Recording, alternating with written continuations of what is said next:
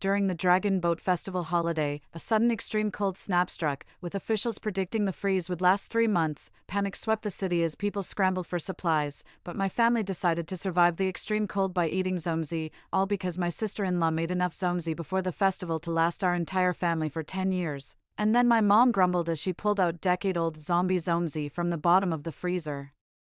These two geniuses were just worrying about having nowhere to dispose of their zomzi. As a college student, I warned them about the unthinkable consequences of eating only one type of food long term, but they scolded me. So what if you've read some lousy books? Stop being such a know-it-all and showing off. Later, my little niece became malnourished, and they forced me to go out to buy medicine for her, resulting in me freezing to death. When I opened my eyes again, I had returned to the day my sister-in-law was making zomzi. This time, I'll focus on protecting myself. Let them become the zomzi spirits instead. What are you standing there for? Come help. If you can't even wrap 10 kilograms of zomzi leaves, you'll never amount to anything in this life. Got yourself some fancy education, but can't even do simple chores properly. Not like me, married into your family. What a miserable fate. Opening my eyes, I saw the mountain of zomzi leaves piled up. No longer surrounded by thick snow, breathing no longer choked by ice shards, sister-in-law's face still wore that same look of disdain. I knew it. I had been reborn. It was right before the Dragon Boat Festival, the day when the whole family was forced by my sister-in-law to make zomzi, all because little niece Sora said the day before, "Mom, I want to eat zomzi," a pile of zomzi as tall as a mountain. So my sister-in-law insisted on building her a mountain of zomzi our Sora wants to eat. So Mom will take everyone to make zomzi for Sora, as many as she wants. We love Sora the most. Okay, Sora gave a light, airy okay. Her sister-in-law ordered 50 kilograms of zomzi leaves for her. 1. What does that mean? The wholesale supplier of bamboo leaves might not even have 50 kilograms in stock. It's not like I haven't advised her before. Sister-in-law, Sora is still young and can't eat much. It'll all go to waste. But not only did she refuse to listen, she even thought I was being unfair to her daughter. What's wrong with letting the child eat what they like? If she can't finish it, I'll eat it. If I can't finish it, your brother will. It's none of your concern. Even my usually frugal mother took her side. Oh, stop making a fuss. Are you upset because everyone dotes on Sora? You're a grown-up, aren't you ashamed of yourself? Yet these were clearly words she instructed me to say. Someone who's usually stingy even when buying pork and occasionally brings home questionable meat scraps. In the end, I ended up pleasing nobody, and had to shamefully conclude the matter by giving Sora a Dragon Boat Festival red envelope as an apology. After soaking, 50 kilograms of bamboo leaves expanded to the point where half the kitchen couldn't contain them. I was already annoyed about making zomzi to begin with. The air was also cold and damp. My brother flew into a rage on the spot. Damn it, I'm done with this. Whoever wants to do it can have it. Even a dog wouldn't take this job. But then my sister-in-law said, "No way, Sora loves eating these. It's good for kids to eat more zomzi. It helps them grow taller. Whoever refuses to make them will be my daughter's enemy. Don't blame me for turning nasty." My brother reluctantly pushed all the bamboo leaves over to my side. "Zephyr, you do it for me. Your hands are rough, it'd be a waste not to put them to more work." I froze for a moment, silently accepting this sudden misfortune. They're still like this, not a decent word comes out of their mouths, and they probably wouldn't listen to reason either. Haven't changed a bit, only these selfish family members would drive me out in a blizzard of -30 degrees to steal vitamin pills from the pharmacy. It's fine. The wicked will have their retribution from heaven, if heaven won't take them. I'll do it myself. At the dining table, almost the entire family had wrapped sweet rice dumplings that Sora loves, nearly 100 of them, and I remained silent. My mom secretly mixed some stale dumplings from the fridge into the batch, and I still didn't say a word. Eat up, everyone. The more, the better. Just wonder whether diabetes or aflatoxin will come knocking first. The precursor of the cold wave swept through, permeating the entire house through the windows, making everyone sneeze from the chill. Sister-in-law was puzzled. This damn weather, where did this eerie wind come from in June or July? It's giving me goosebumps. Oh right, college student, come quickly and explain what's going on. What are you asking me for? Treating me like a Pokemon. I'm a college student, not a weather station. The only reason she asked was to see me embarrass myself in front of the whole family.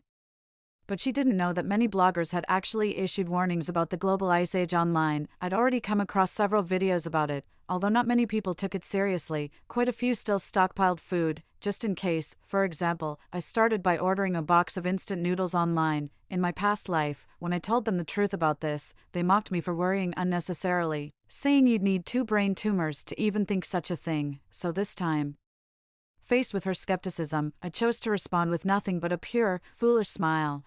I dunno, I'm just a college student, sis. They didn't teach us that in school. Seeing me at a loss for words, a triumphant smile immediately spread across her face. Oh my, look at this, and you call yourself a college student. Even a country bumpkin like me knows the weather's changing. You know what that means, changing weather means. The weather's changing, good grief. Listening to your words makes me realize I've wasted 10 years of reading. I know she harbors quite some hostility towards me, probably because we're about the same age, yet I studied hard and now attend a top-tier university, yet her whole life was ruined early by my brother, that brat, with his ridiculously flashy motorcycle and those inexplicable hand-flourishing moves. She doesn't hate my brother, but we're both human. Why should I get to live better than her, so whenever I'm home? She goes out of her way to make things difficult. Thank goodness our Sora is smart, otherwise she'd grow up to be just as useless as you. My sister-in-law gave me a sidelong glance. The moment I talked back, she'd immediately rally the whole family to ostracize me, but I just said, hey, sis-in-law, you're absolutely right. My poor foundational skills stem from childhood habits. We can't let Sora follow in my footsteps. Hurry up and sign her up for classes. See how the weather's turned cooler now that it's changed. Riding your brother's crotch rocket to take Sora to cram school won't leave her sunburned. It's divine will. Shouldn't we reward her with a few extra foundational reinforcement classes? She was taken aback by what I said. When did I become the straight man? But then it occurred to me, what I said wasn't entirely unreasonable. She slapped her forehead. You're absolutely right. Amidst the conversation, Sora happily received 15 one-on-one basic improvement lessons, so happy she could grind her back teeth to dust. I thought my sister-in-law's attitude would soften after this, but when the zomzi were steamed, she coldly told me, some people contribute labor but not money, freeloading on others' rice. Have you no shame? If you want to eat, wait until my Sora has had his fill first. She was mocking me with veiled and overt sarcasm, practically telling me to get out without saying it outright. But except for the bamboo leaves, my mom paid for everything else. Besides, I wrapped at least half of that big table full of zomzi to kick me out after the work's done. Even livestock in the village couldn't endure such treatment. Even my mom couldn't stand it anymore. Emery's, I think Zephyr contributed quite a bit. You're full of crap, still claiming you don't favor your daughter. What's the big deal about contributing labor? How much is physical strength worth anyway? The internet says college students' labor isn't valuable, it's worth less than my zomzi leaves. My sister-in-law immediately flushed red to her neck and retorted angrily. My mother was left speechless. She could only advise me, Zephyr, actually your sister-in-law is right. Just bear with it. This is your wretched fate. If your father hadn't gotten drunk back then, we wouldn't have even planned to. It's fine. I'm not hungry either. My heart turned cold, with a wave of my hand. I turned and left, returning to the basement where I lived. I didn't need to live to know that my sister-in-law was secretly pleased again, having successfully driven this rat back into its hole. Little did they know, I was secretly delighted too. After Sarah was born, my bedroom automatically became her boudoir due to my sister-in-law's unreasonable demands. I could only live alone in the basement, completely isolated, given my mother's stingy nature. All sorts of things ended up piled in my space, canned food gifts from others, outdated clothes, appliances, even old quilts that were no longer used at home. My sister-in-law would frequently pile Sora's completed test papers and old textbooks in my room. It made me feel like I was living in a garbage dump most of the time, but when the extreme cold apocalypse arrives, the basement has food, drinks, and fuel. Isn't this a natural safe house? Eat up, everyone, have some more zomzi, too. There'll be plenty more for you to eat later. Personally, I'm going to have a nutritious hot pot to balance my diet in this freezing weather. After a quick tidy up, I was ready to head out for some shopping. Through the window, I could hear the cheerful laughter of their family gathered around the table. Sora, is it delicious? Mom made all these just for you. Isn't Mom amazing? Amazing. Hey Mom, why are there black spots on these bamboo leaves? Are they spoiled? Should we ask the college student, oh please, what could possibly be wrong with bamboo leaves? Why ask her, she's been nothing but a bookworm since childhood. If it weren't for her dad leaving her money in his will, I'd never have let her go to college. Money, Mom, what did Dad leave me? What? Nothing. Then why did she get some? If something happened to her, would I get to inherit? I didn't dare listen any longer and quickly walked away. It's clearly summer, with the scorching sun hanging high in the sky, yet I feel chilled to the bone, my wretched heart trembling incessantly. So, it was never just about selfishness. My family had been plotting long before the natural disaster struck. Even if I hadn't frozen to death, some other accident would likely have befallen me, but this time, I will definitely survive. I glanced at the balance in my card and silently walked into the supermarket. The shelves were visibly emptier. With many daily necessities already sold out, some people had already sensed it coming, but I remained calm, first picking out a few handy kitchen knives and useful pots. After all, it's better to be safe than sorry, isn't it? Winter is coming. The show is about to begin. I bought a lot of things. Besides instant noodles, there are also some compressed biscuits, several boxes of mineral water, some emergency pills, fever reducers, vitamins, and the like. The most important thing is that I bought over a dozen boxes of charcoal and 2 large barrels of diesel, although this spent all my savings, but they can ensure I survive this brutal extreme cold safely. However, it's all worth it. These are necessities for survival. That night, because of the Dragon Boat Festival holiday, my sister-in-law and the others indulged Sora's mischief until very late. The basement ceiling was connected to our floor, and the sound of footsteps continued until midnight. Occasionally, bursts of laughter could still be heard. "Mom, can Auntie take me to the amusement park tomorrow?"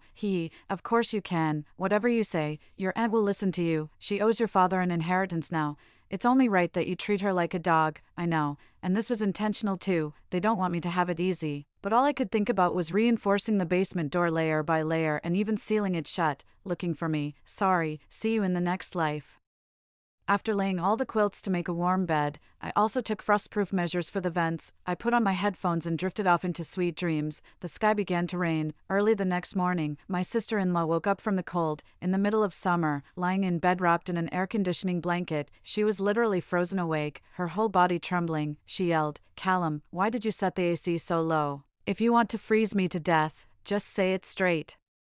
But my brother didn't respond. "Can't you hear me talking? Looking for a beating, aren't you? Half asleep?" She angrily kicked my brother, but it was that kick that completely startled her awake. "This doesn't feel right." She felt like a piece of steel plate, cold and hard. Opening my eyes, I saw my brother's face pale from the cold, his lips turning blue and purple. He was practically on the verge of turning into an ice sculpture. "Callum, don't scare me like that. How could you joke about something like this?" She reached out her hand. Thank goodness, my brother was still breathing, but he was pretty much done for. She quickly pulled out all the quilts to cover my brother, piling them on until he looked like a giant rice dumpling. Pushed the window open. She was completely dumbfounded. Outside, it should have been midsummer.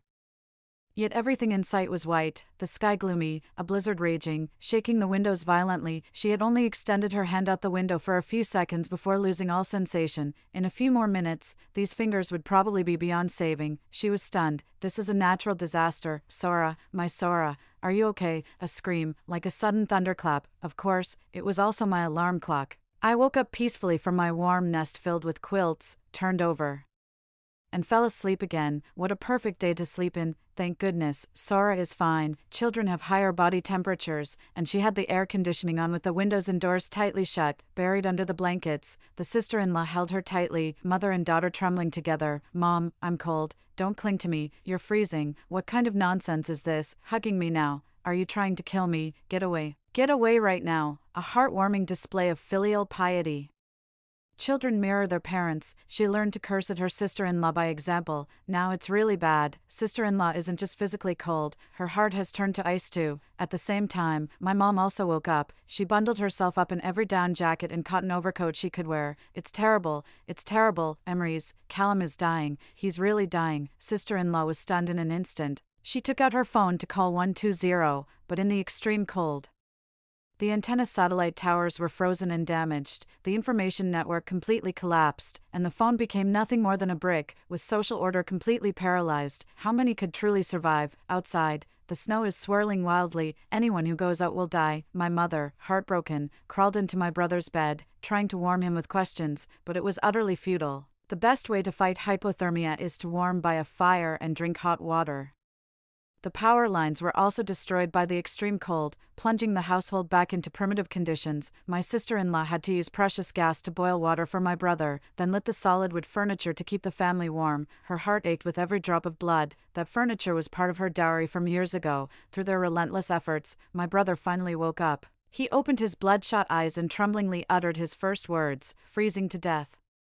Starving to death. Get me some damn food already. Don't you fucking know how to take care of a patient?" My sister-in-law shuddered. It suddenly dawned on me that the essential supplies for survival, like food, had nearly run out at home. No rice, no meat, no vegetables, only zomzi piled up like small mountains. She used the last bit of raw rice to cook a bowl of thin porridge for my brother. The whole family was hungry, but the zomzi had frozen hard in the cold.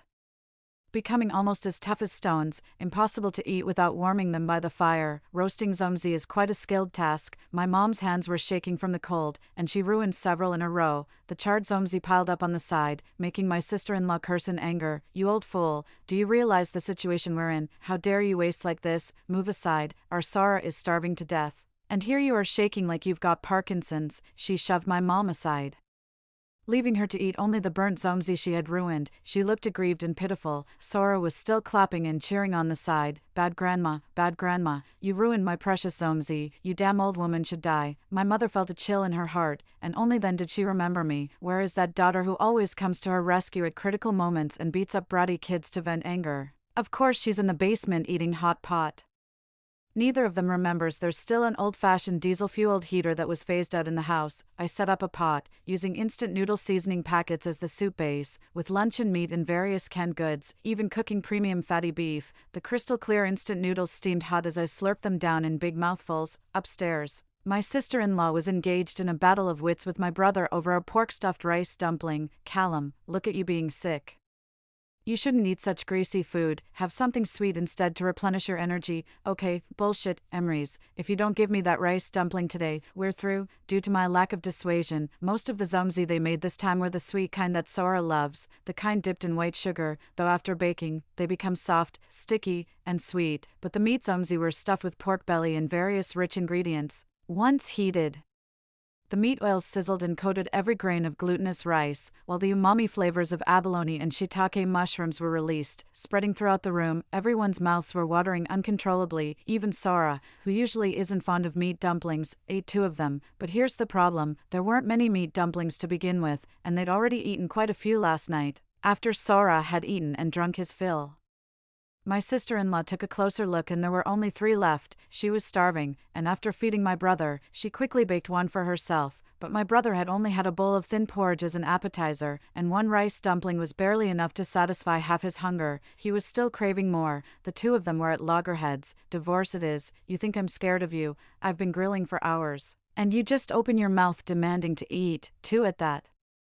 You shameless piece of work. Let me tell you, if it weren't for me, you'd have frozen to death long ago. How dare you say such things to me?" The 2 of them were arguing fiercely. Sara stood by, tears streaming down. Under normal circumstances, the couple would have certainly cooled down for her sake, but my sister-in-law got so worked up in the argument that she took a bite of the pork-stuffed rice dumpling, and the fatty meat melted in her mouth. Seeing this, my brother got so angry he stood up on the spot. "Emery's, how dare you defy me? I'll kill you today." Believe it or not, it could be considered a medical miracle. Seeing the couple turn against each other and the child crying loudly, my mother quickly stepped in to mediate. "Son, eat my portion. I'm not hungry. Having our family reunited is more important than anything." She swallowed hard with great difficulty. My brother froze for a moment, lost in thought. My mother thought he had finally decided to be a filial son and was deeply gratified, but who knew he suddenly burst into laughter. That's right. It's the same family. In this weather, my sister must have frozen to death long ago. If she's dead, then all of Dad's inheritance will be mine. Darling, let's stop arguing. If we can get through this tough time together, good days are ahead." Overjoyed, he sat on the ground, swiftly grabbed my mom's zomzi, and devoured it with great relish, completely oblivious to me swallowing hard with intense craving shining in my eyes. But when he finally bit into the meat, his expression suddenly changed dramatically, and he started vomiting violently. "Damn it, this meat is spoiled. It's rotten." "Emery's, are you out of your mind, giving me rotten meat to eat? Are you trying to kill me?" My sister-in-law was completely confused. My mother stood by, feeling guilty. The stench of the rotten meat was extremely nauseating. My brother vomited for a long time, even bringing up bile. He felt uncomfortable all over, but tough it out. There's still hope. At least you'll get the inheritance, right? But unfortunately, their expectations were dashed. Not only am I alive, but I'm living life to the fullest, eating canned fruit while the heater boils glutinous rice balls. Black sesame paste oozes out from these plump, white dumplings. The only benefit of this extreme cold disaster is that any place without fire becomes a freezer. Frozen food simply can't spoil. I even plan to fry some frozen steaks in the evening to treat myself to a better meal. 3. Besides food, I also prepared some books for myself, from all kinds of postgraduate entrance exam guides to dozens of romance novels, nestled in a warm quilt, with a blizzard always raging outside. Reading books in a silence that feels almost eternal. Apart from my brothers occasionally knocking on the door to check if I'm dead, I never respond. I'm dead, truly dead, died happy, but their days were clearly not going well. The noises from upstairs grew fainter, proving they were losing strength to move. My learning environment keeps improving, yet such peace only lasted until one day, when my sister-in-law roared, "You want me to go? Callum, are you out of your mind? Are you even a man? Sora is your daughter too, you know? You have to be the one to buy the medicine." During this period, sister-in-law's days were exceptionally difficult. The weather was bitterly cold. As for food, it was neither lacking nor abundant. They later discovered, to their surprise, that there were actually over 170 sweet rice dumplings. The family has no worries about food and clothing, but they're almost sick of eating. My brother complains every day, "Eat, eat, eat, this stuff again. It makes my mouth feel all sticky.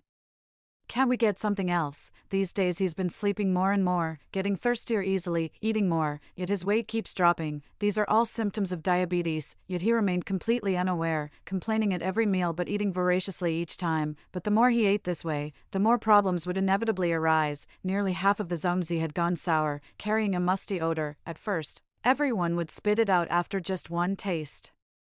But my mom couldn't bear to waste them, so she ate all these zombie rice dumplings herself, saying, "What bad taste, nonsense, this is exactly how a truly delicious sweet rice dumpling should be. Nobody wants them, fine, give them all to me." You have no idea how hard life was in our time. The more she ate, the more her liver hurt, often keeping her awake all night long. This is liver dysfunction caused by aflatoxin. If this continues, it will soon lead to liver cancer.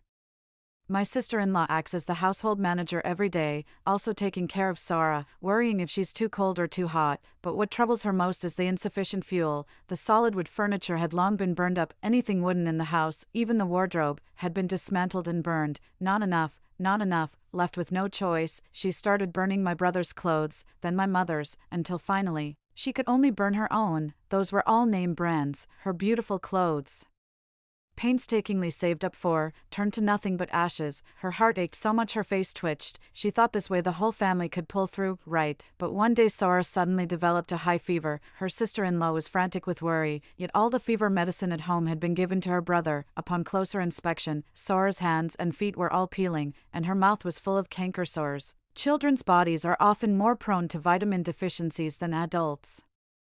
She had been eating nothing but rice dumplings for a long time, lacking even protein in her body, let alone vitamins. It looked like the person was burning up and about to collapse. They returned to that issue again. Who will go buy the medicine? My sister-in-law immediately told my brother to go. "You're the child's father, you go. Can't you act like a man for once?" But my brother said, "Then you're still the child's mother. They say motherhood makes you strong, you go." He was very resistant.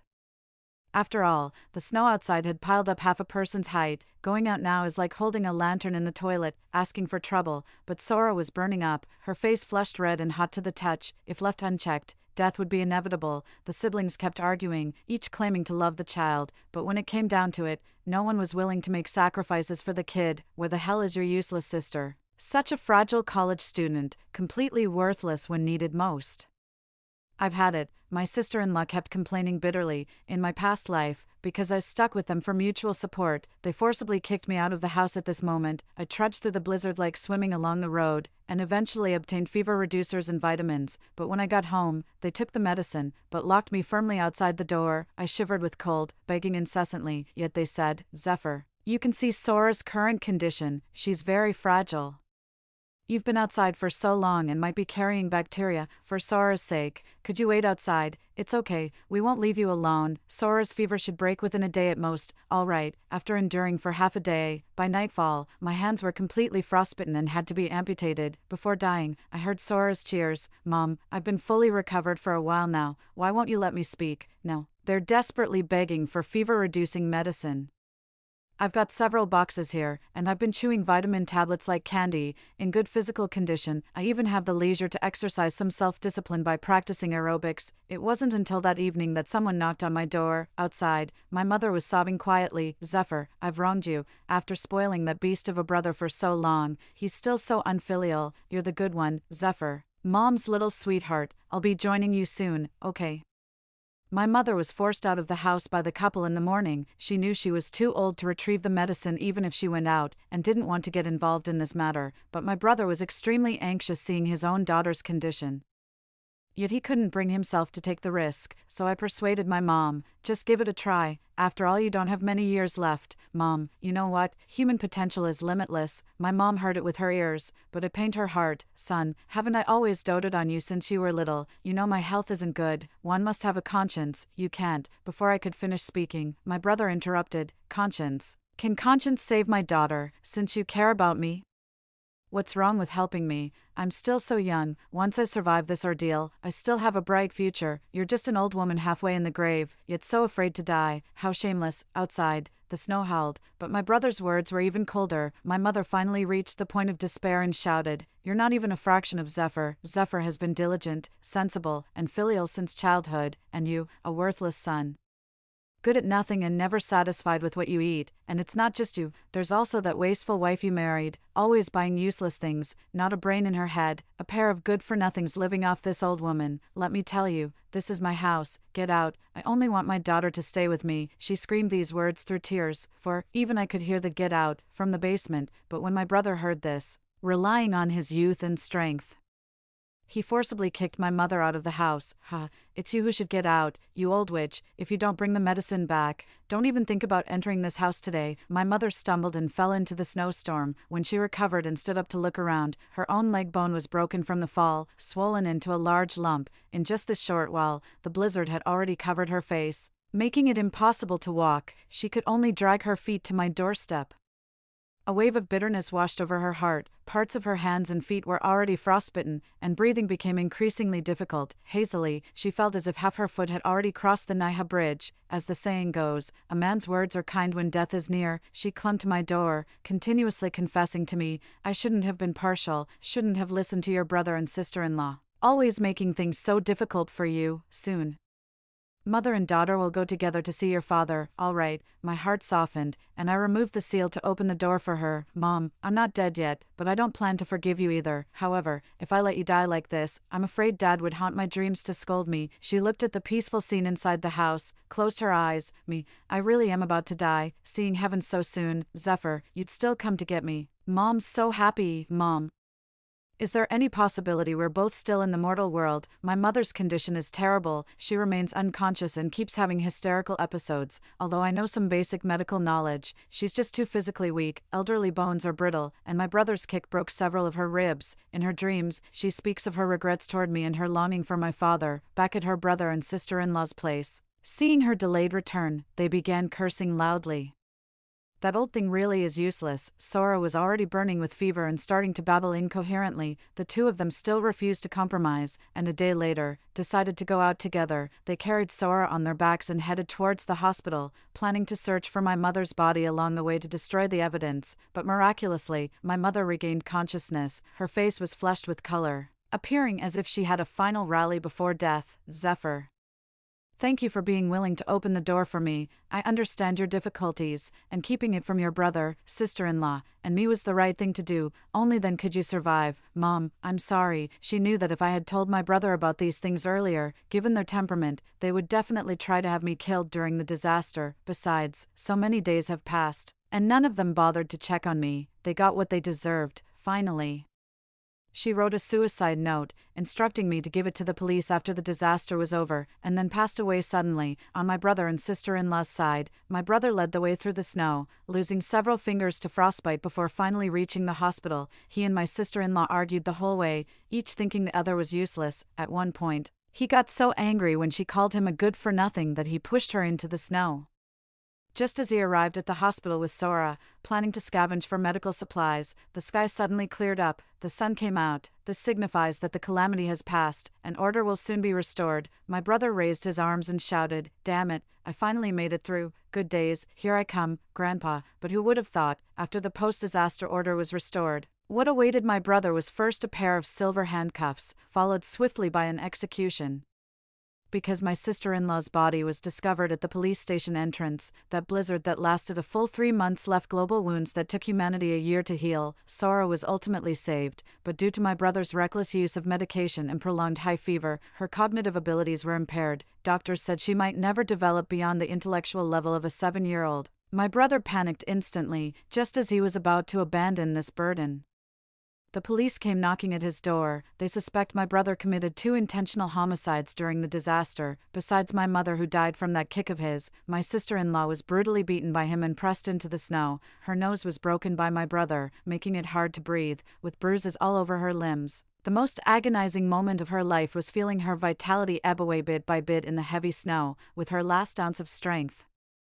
She crawled to the police station entrance, leaving bloody words with frostbitten fingers. "The murderer is that scumbag Callum. Please avenge me." My mother's suicide note further compounded his crimes. It's hard to believe such a beast could exist in this world. My brother couldn't defend himself despite all explanations, and ended up behind bars. He wanted to hire a lawyer, but even legal aid refused to help someone like him. In the end, he was sentenced to immediate execution.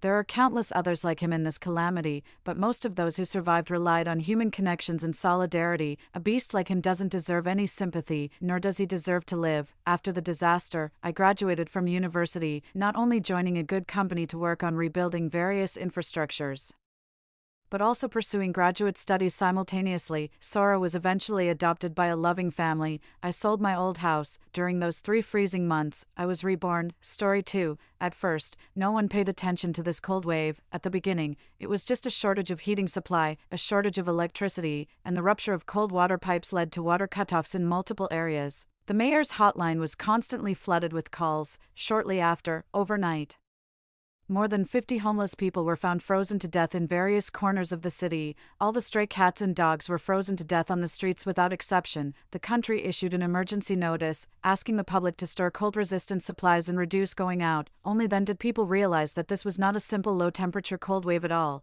but a real extreme cold doomsday. This triggered a frenzy of panic buying in the mall. Some people fought until they were bloodied just to grab a heating pad. Someone held up the car keys and shouted that they were willing to exchange a BMW for a down jacket. A month later, the real extreme cold doomsday arrived, and the vast majority of people were frozen into ice sculptures in their sleep. 1. I worked as a security guard in a luxurious villa area, starting my career as a security guard right after graduation.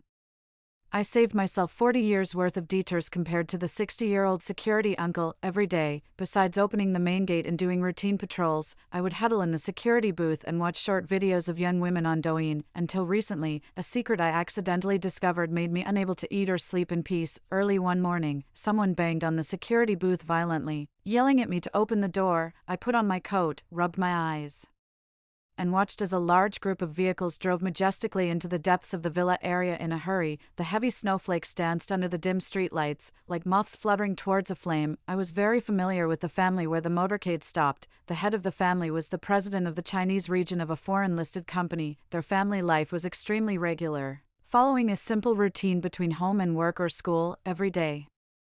I could see their driver driving a Rolls-Royce to pick up and drop off their daughter at an international school on time. However, recently their family had been acting rather unusually. Although the weather forecast clearly showed that it would be sunny in the next few days, he and his wife rushed to bring their daughter back to the villa, and they hadn't gone out since then. This family was usually so concerned about their daughter's studies. I was still wondering about it when, yesterday, the heavy snow fell without warning, causing several car accidents due to road icing, and all schools and classes in the city were suspended. Could it be that besides their financial power, these wealthy people could also foresee the future? I shivered from the cold, and my curiosity drove me closer. The carriage door was wide open, and the workers were busy moving up and down, carrying boxes of rice, flour, and instant noodles on their shoulders. I walked while peeking around.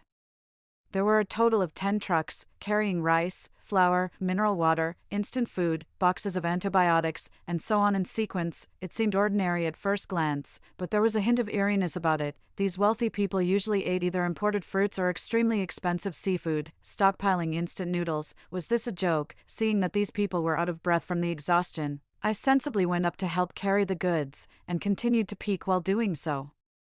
When I looked up, I suddenly met a pair of scrutinizing eyes. The male owner of the villa quickly scanned me up and down, looking vigilant. "What are you doing?" My hand froze, and I felt a bit embarrassed. I quickly tried to get on his good side. "Boss Landon, I heard that you were going to Sanya for the spring festival. Why are you stockpiling New Year's goods now?" His eyes were very strange, with a trace of inexplicable chill, as if he had gone through an internal struggle. He slowly leaned close to my ear and whispered, "At that time, everywhere will be the same, everywhere will be the same. What exactly will be the same?" I pondered over it. When our eyes met again, I could no longer read any information from his eyes. For some reason, this sentence tickled my heart, and I couldn't figure out what was wrong. On my way back, I was lost in thought when there was a bang. A gray bird landed at my feet. Even its feathers didn't move at all in the cold wind. And it was frozen stiff, yet just a second ago, it was flapping its wings and flying in the sky, too. The first snow in 2023 came a bit later than usual. The property management group chat was full of chatter. Either the water pipes in the east were frozen and broken, or the wealthy woman in the west was complaining about finding frozen-to-death cats and dogs in her yard. This is outrageous. With such high property management fees, what are you people doing? We didn't see so many problems in previous years. Are you guys being lazy and not doing the maintenance? The heating isn't as warm as before either. I'm really fed up. I usually don't say anything. These are problems that the property management should worry about. During the night shift, I would just do a perfunctory round and then go back to sleep. But today, I was on full alert. I made a bucket of instant noodles, quickly wrapped myself in my military coat, picked up a high-intensity flashlight, and started my night patrol. At 2 o'clock in the morning, the lights in Boss Landon's house were still on. I crouched down and approached. In the yard, two people seemed to be arguing. Looking through the fence, Boss Landon's wife tucked her neck into her coat, and her emotions were very agitated. "Is your information reliable? Don't let it turn out to be a false alarm. I won't let you off if it is." Boss Landon's expression was very serious, and he looked at the swirling snowflakes in the sky with a look of fear on his face. "There's no mistake, our scientific research team in Antarctica discovered the anomaly a long time ago, but the news was suppressed. According to the data prediction, at that time, there will be an extreme cold all over the world,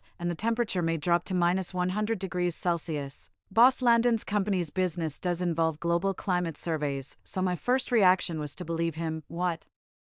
How could it suddenly become like this? You're just a woman. What do you do every day except buy bags? Haven't you noticed the high temperature this summer, and now the sudden drop in temperature? It's been so erratic. The typhoon's howling, the virus is raging. These signs have long been indicating that the Earth is no longer suitable for living. At most, there's still 1 month left. The extreme cold doomsday is coming. As long as we make good preparations, there's hope to survive it. There's still 1 month." My heart couldn't help but tighten. Boss Landon's wife was obviously frightened. What about the others? The others, being frozen into ice sculptures without knowing it can be considered a kind of luck for them. What else do you want? And I, as one of those others, was standing outside the fence at this moment, with my heart racing and my scalp tingling. When I got back to the security booth, the originally steaming instant noodles had already turned into a lump of ice. However, looking at my watch, I hadn't been out for more than 6 or 7 minutes. Is the forecasted temperature we've been exposed to really accurate? 3. If the extreme cold doomsday really arrives, as one of the hundreds of millions of ordinary people, how can I survive? I couldn't sleep all night. With a start, I jumped up from the small bed and began rummaging through the security booth. Finally, I found that big bunch of keys. This villa area is surrounded by mountains and water, with woods and courtyards. To ensure privacy, there is a distance of several hundred meters between each household. The price of the ordinary locations is already outrageously high. So many of the extremely expensive locations have remained unoccupied, and when I do my usual patrols, I'm also responsible for the maintenance of these idle villas. These keys allow me to freely enter and exit the villas.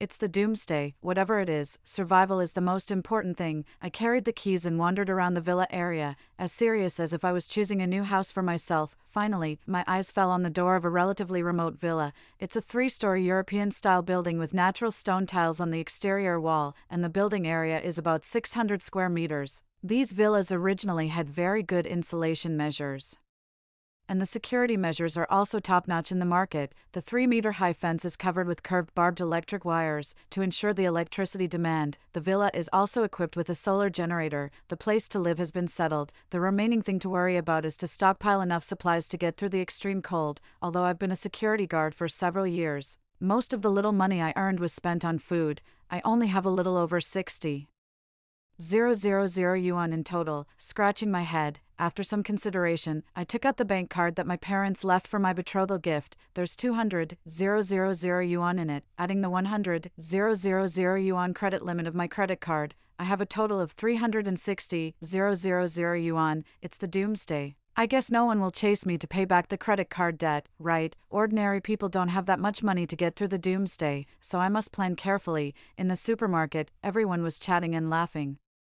leisurely choosing goods, and the atmosphere was very peaceful. The people who were kept in the dark had no idea that the doomsday was about to arrive. Even if I were to shout that the doomsday was coming with a loudspeaker at this moment, I would just be regarded as a lunatic. There's not much I can do. All I can do is protect myself. I calmed down my emotions and first checked some elements of doomsday stockpiling on the Xiaohongshu app. In the extreme cold doomsday, the first choice is, of course, food that is easy to store and resistant to low temperatures. Among the dazzling array of goods, I first excluded those fresh vegetables and fruits that are easy to freeze and go bad. For survival, it still depends on those convenience foods. After all, at that time, it will be so cold that even urine will freeze instantly. Who will have the energy to cook? I pushed the shopping cart to the camping area and without even looking, I swept all the canned goods in the full cabinet into the shopping cart: canned tuna in oil, beef cans, pork cans, and vegetable cans such as corn. Finally, thinking this was too slow, I found a salesperson. Regardless of whether they tasted good or not, I asked for 100 boxes of each kind of canned food. In addition, there must be some staple foods that can fill the stomach.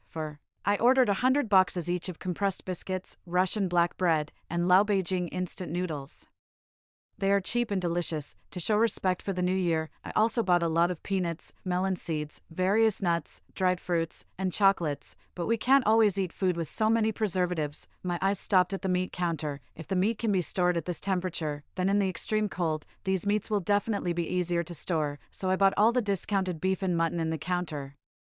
The salesperson was overjoyed and said that there was still stock in the warehouse. There was a promotion and buying more would be cheaper. He asked me if I wanted more. I calculated the price and decided I could stockpile more, so I ordered another 600 jean. The salesperson happily said that they could deliver the goods to my home for free, which I couldn't have asked for more. With the food problem solved, the source of fire couldn't be ignored either.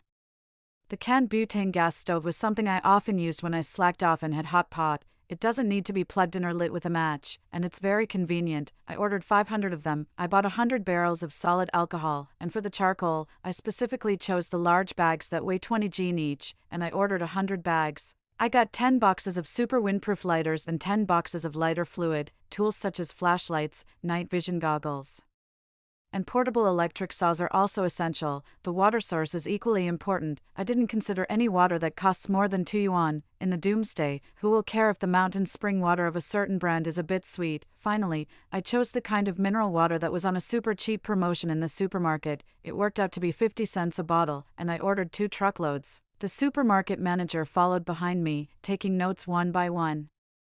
Looking completely stunned, I could only prevaricate, "I'm going to provide aid to the mountainous areas." When I passed the marketing area, the salesperson doing a food tasting held up a bowl of rice to show me. "Take a look, instant rice, just pour hot water over it, and it will be just like freshly steamed rice." It did have the fragrance of rice, and I couldn't move my feet immediately. I'm a big fan of carbohydrates, especially rice. Wouldn't it be wonderful to be able to eat a mouthful of rice in the doomsday? The price wasn't expensive either, so I ordered 100 boxes, since I only chose the things that were suitable and not the expensive ones. After calculating the total price in the end, it was just a little over 200,000 yuan, which was within my budget. But even with so many supplies stockpiled, it would only be enough to last for a year or two at most, and it would be too boring. Suddenly, it was like a flash of inspiration in my mind. Since there's instant rice, there must be instant dishes too. That's prefabricated dishes. Although prefabricated dishes are currently resisted by everyone, in the extreme cold doomsday, prefabricated dishes are simply perfect. 5. I used Baidu to search for the nearest prefabricated dish processing factory and contacted the boss. After taking a rough tour of the factory, I determined that the hygiene was basically up to standard. The boss said that the reason his products were cheap was simply that his family ran a vegetable and meat processing factory with a closed-loop industrial chain. I thought it was reliable and started discussing the price. I didn't need the complicated meat dishes. I only wanted the cheapest vegetable dishes. A large quantity and good taste were the basic requirements. Finally, we agreed on a price of 5 yuan per pack, and each pack must be enough for a family of 3 for one meal. Eating vegetables 3 times a day, it would only cost 450 yuan a month, and only 400 yuan a year. I stockpiled enough for 5 years at once. The boss generously gave me dozens of packs of prefabricated meat dishes for a taste test. In this way, it only cost about 230,000 yuan in total. Next, it was time to stockpile enough essential medicines. As soon as the salespeople came up, they wanted to sell me those so-called IQ tax medicines that cost more than 100 yuan per bottle.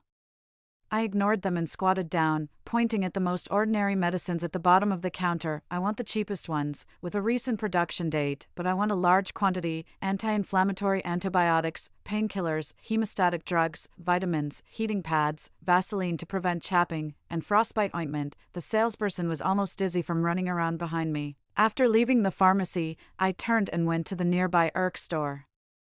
I had bought the down jackets in this store before. They were cheap and warm, according to the sizes of my parents and me. I cleared out the entire store. In low temperatures, the sewage disposal system will definitely collapse. At this time, we have to learn from the way small animals dispose of their waste. Cat litter is a good choice. The excrement wrapped in cat litter will freeze as hard as an iron block. And there's no need to worry about the smell.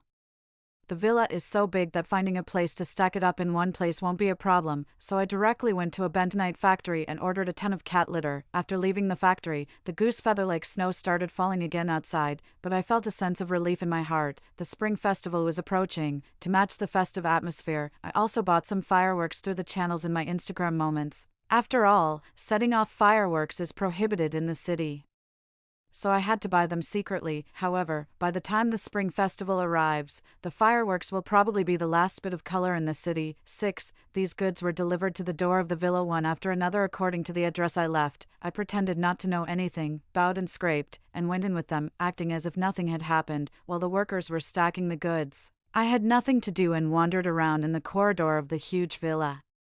I lost my footing and my shoulder hit the wall at the end of the corridor. To my surprise, I actually knocked a crack in the wall. Just as I was about to complain that even this sky-high priced villa had shoddy construction, I realized that the crack was actually a hidden door. I slowly pushed open the door, and there was a staircase extending downwards. I walked down the one-person wide staircase, and it suddenly opened up inside. It turned out to be a basement. It had an extremely large storage space, and the temperature was at least several degrees warmer than that upstairs. Behind the wooden door was an iron cast door, which looked to be of military grade. I tried pressing the button to close it, but it didn't budge at all. Unfortunately, after checking, it seemed that there was a malfunction. It was already a week later when all the goods were put in place. The weather was getting colder, but I always felt that the temperature wasn't just in the teens below zero as forecasted. I specifically bought a thermometer and stuck it outside, watching the red line drop little by little. It dropped straight to minus 22 degrees Celsius. It seemed that all of this was real. I climbed over the wall to see what was going on abroad. This look confirmed even more that everything was unusual. The northeastern part of the United States was hit by a powerful storm, resulting in nearly 1,000 deaths, power outages for more than 660,000 households, the forced cancellation of more than 500 flights, and delays for more than 5,000 flights. Foreign bloggers measured the temperature, and the ultra-low temperature in the coastal areas was as low as minus 40 degrees Celsius. The houses by the sea were frozen by the blowing water mist. The extreme cold storm blew by at a speed of 400 kilometers per hour. And the houses were covered with a layer of ice slurry just like in Frozen. In the fleeting shot, you could even see a family of 3 sitting upright at the dining table, but their bodies were already deeply embedded in the ice and snow. Goodness me, but when I thought that it would be even scarier in China in the future, I couldn't help but get goosebumps. 7. The weather forecast predicted that the largest cold wave in history would hit the whole country, and this year would be the year with the largest snow coverage. According to the news from a northern provincial capital, the maximum snow depth reached 74 centimeters, and the thickness was still increasing. Some cities that rarely had snow all year round were also seeing snowflakes. However, these details were completely overshadowed by the excitement, and everyone was overjoyed. Especially the friends from the south in the comments section were cheering with joy. A timely snow promises a good harvest, which means that next year will be a year of abundance. It's finally our southerners' turn to broaden our horizons. We don't have to admire the snow through the screen anymore. We southerners are lucky enough to see snow in our lifetime. It's the first time I've seen snow since I was a child. I'm so happy. It might be the first time they saw snow, and perhaps also the last time, occasionally. There were news about passers-by who got drunk and were frozen to death on the street, but soon they were buried under the dopamine rush of short videos in the fast food style. I took a leave of absence and took the train back to my hometown. I explained a lot before my parents reluctantly believed that the extreme cold doomsday was coming. My parents weren't old-fashioned, especially my mother had an inexplicable trust in me, her only son. When I was returning, the train was delayed. And there were suddenly many more staff members at the train station. I was more cautious and paid attention to the walkie-talkies of the staff. They kept confirming repeatedly whether the train could run normally. Fortunately, we finally got on the train back. Mom kept nagging all the way, "If it's really the doomsday, we can't just run away by ourselves. What about your little uncle?" When I heard the name of my little uncle, I got angry. My mother was nice in every way, hardworking, capable, and kind-hearted. However, the kinship shackles of being a sister made her a real brother supporter. Since I was a child, my little uncle had clung to my mother like a blood-sucking locust, crazily taking advantage of our family. When he got married, he lost money gambling. It was my mother who sold the gold jewelry that my father bought for her when they got married to pay off his debts, and she secretly took her private money to support his marriage. When my father found out, he was so angry that he fainted. My mother took care of him in the hospital without complaint, doing everything from serving food to cleaning up his excrement. In the end, even my father didn't know what to say to her. 8. My little uncle's only daughter, my cousin Amber, was even more of a difficult person, vain and money-worshipping. After graduating, she stayed at home and relied on her parents every day. She fantasized about marrying into a wealthy family, but she looked down on me who worked hard. She taunted me openly and secretly, saying that I was poor and would have a hard life all my life. Do they expect me to take care of them? In their dreams, "Mom, we can barely take care of ourselves. Let's not worry about others." After being rejected by me, my mother didn't look very happy and responded vaguely. As soon as we got off the train, the station broadcast announced that due to technical failures, all passengers were temporarily prohibited from entering the station. The passengers expressed their dissatisfaction one after another, causing quite a commotion. The train station also explained that it was only suspended for one day and would be reopened later, which stopped the panic among the people, but I knew very well that things were far from that simple. That night, we moved into the villa. I added charcoal to the fireplace, and my parents and I sat around the fireplace. My father frowned and asked hesitantly, "Caden, you've stockpiled so many things. What if it's just a rumor?" I paused the action of stirring the charcoal. I wasn't without considering this issue, but all these details were like warnings from the earth to us, and everything wasn't groundless. "Dad, we can earn the money back if we lose it, but if we lose our lives, we'll have nothing left." Only then did my father nod in agreement, but my mother still looked preoccupied. I knew what she was thinking, so I gave her repeated reminders. "Mom, have you watched doomsday movies? In troubled times, the overly kind-hearted people die first. We can't just rely on human kindness. As long as we stay here safely, we will definitely be able to survive. But remember, under no circumstances should we let anyone in, not even the most powerful person." My mother let out a deep sigh and then nodded, saying that she would remember. 9. On January 10th, the third day after the train service was suspended, the city was completely plunged into panic. All in all, the snow had been falling non-stop for nearly half a month. Outside, there was a vast expanse of snow, and the traffic was paralyzed. When you stepped into the snow, it submerged your calves. The water pipes were completely frozen solid and couldn't drain water. The city's heating system also collapsed. The thermometer outside showed that the temperature was close to minus 30 degrees Celsius. The Southerners who had seen the heavy snow online went completely crazy this time and said that they never wanted to see snow again. The direct impact of the snow blocking the roads was a shortage of food. People who noticed the abnormality rushed to the supermarket like crazy to hoard goods, which once caused a commotion and made it onto the hot news. The ladies who usually dressed elegantly were holding LV bags and rushing to grab instant noodles like crazy. Those who didn't get any were even stepped on by the pushing crowd a few times. The supermarket shelves were almost emptied, except for the Lao 10 pickled cabbage beef noodles. Prices soared. The price of a bottle of mineral water skyrocketed to 50 yuan, and it was still in short supply. Affected by nuclear pollution, there were quite a few people who were hospitalized for drinking snow water for convenience. The news was full of scenes of car accidents.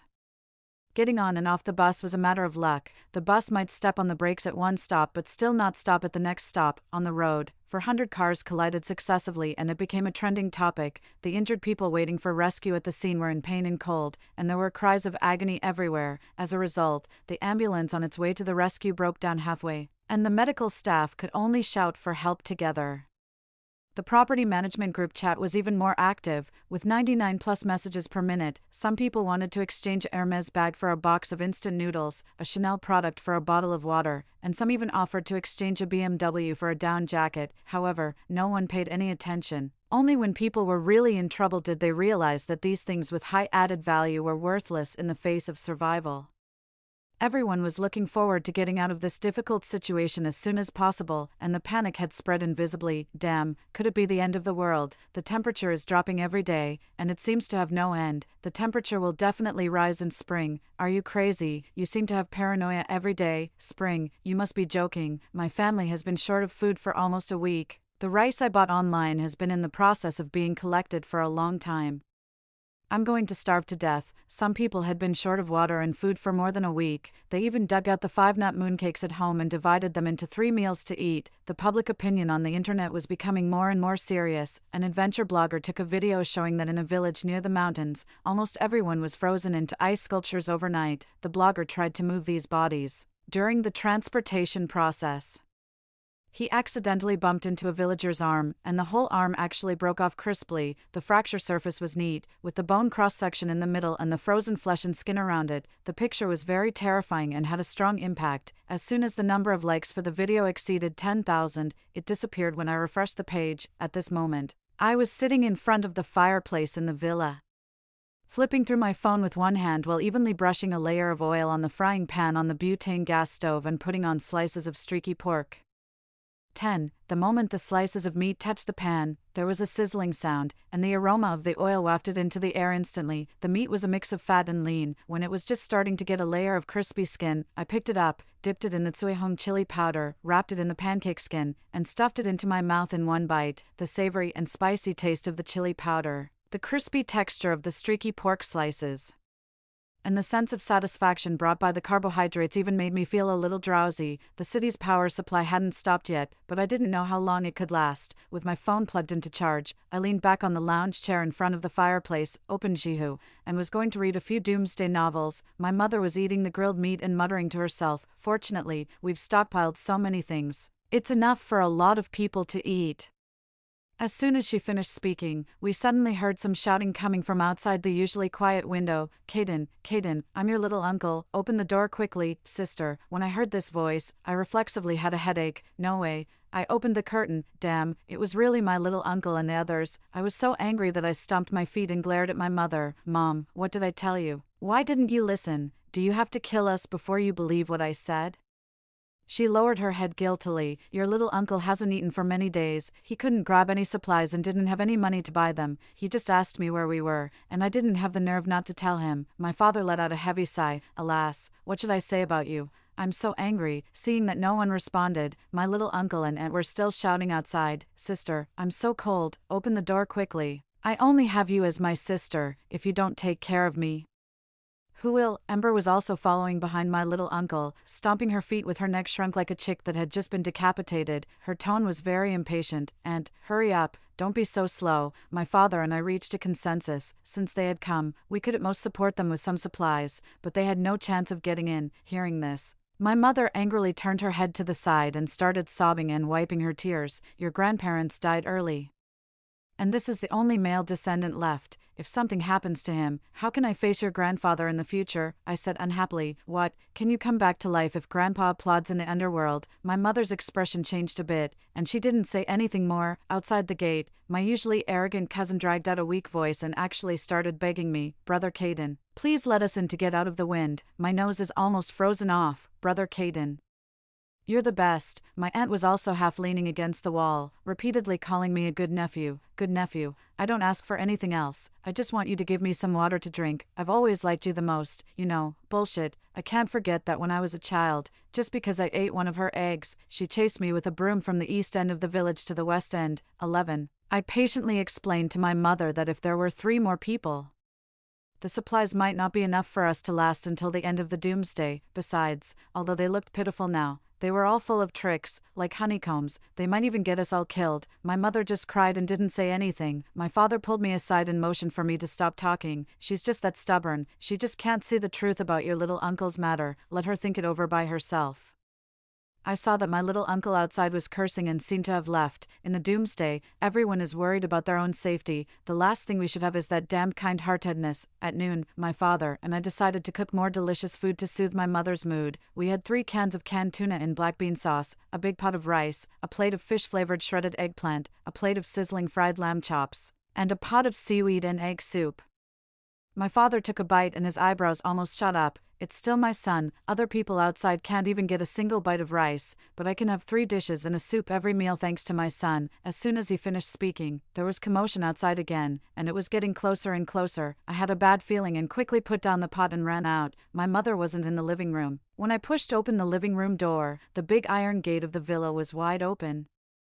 I slapped my thigh. It was over. My little uncle, aunt, and Ember's family rushed into the living room like Japanese devils entering a village, pushing me aside like wild boars. I looked around and quickly closed the villa gate and followed them in. Then I saw my little uncle pointing at my father's nose with an overbearing attitude. Good, it was you who instigated my sister not to let me in, wasn't it? You just wanted us to freeze to death. Damn it. I shouldn't have let my sister marry you in the first place. Before he could finish his scolding, his nose twitched like a dog's. Soon, the whole family's attention was drawn to the mouth-watering food on the dining table. Goodness, there's food, like a hungry dog pouncing on food. My little uncle took a few big steps forward, grabbed a large piece of lamb chop, and took a bite. His mouth was full of oil and cumin. He swallowed greedily. And my aunt wasn't any less.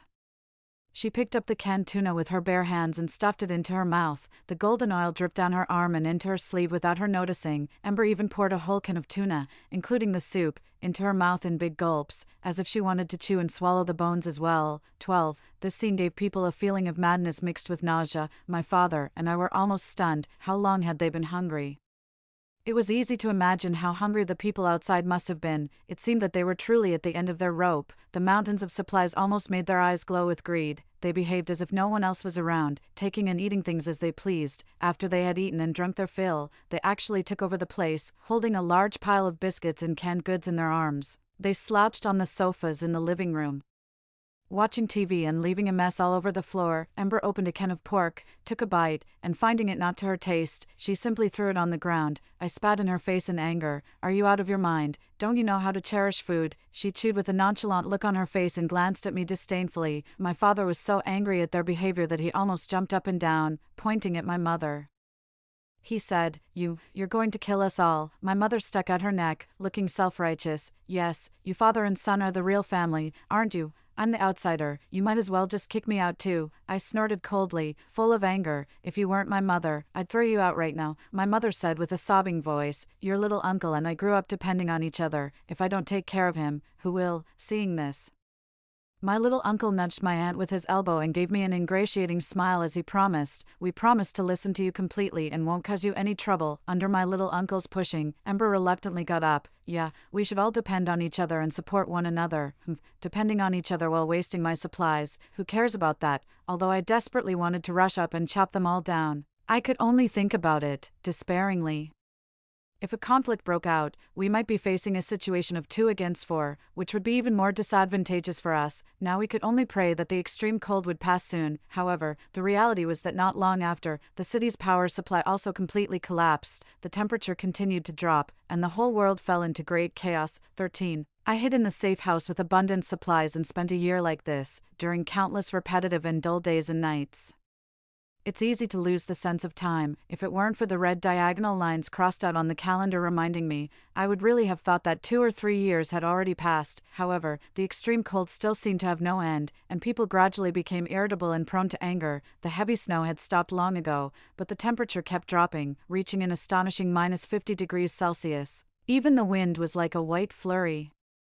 Relying on the generator and rational planning of electricity use, we could occasionally check the news online. Because of the widespread power outages in the city, there were fewer and fewer messages from netizens. Most of the posting times stopped at half a year ago. It was as if we had fallen into a time wilderness, and everyone's lives had been frozen in an instant. It seemed that except for those with the conditions to survive, most people might have already met a bad end.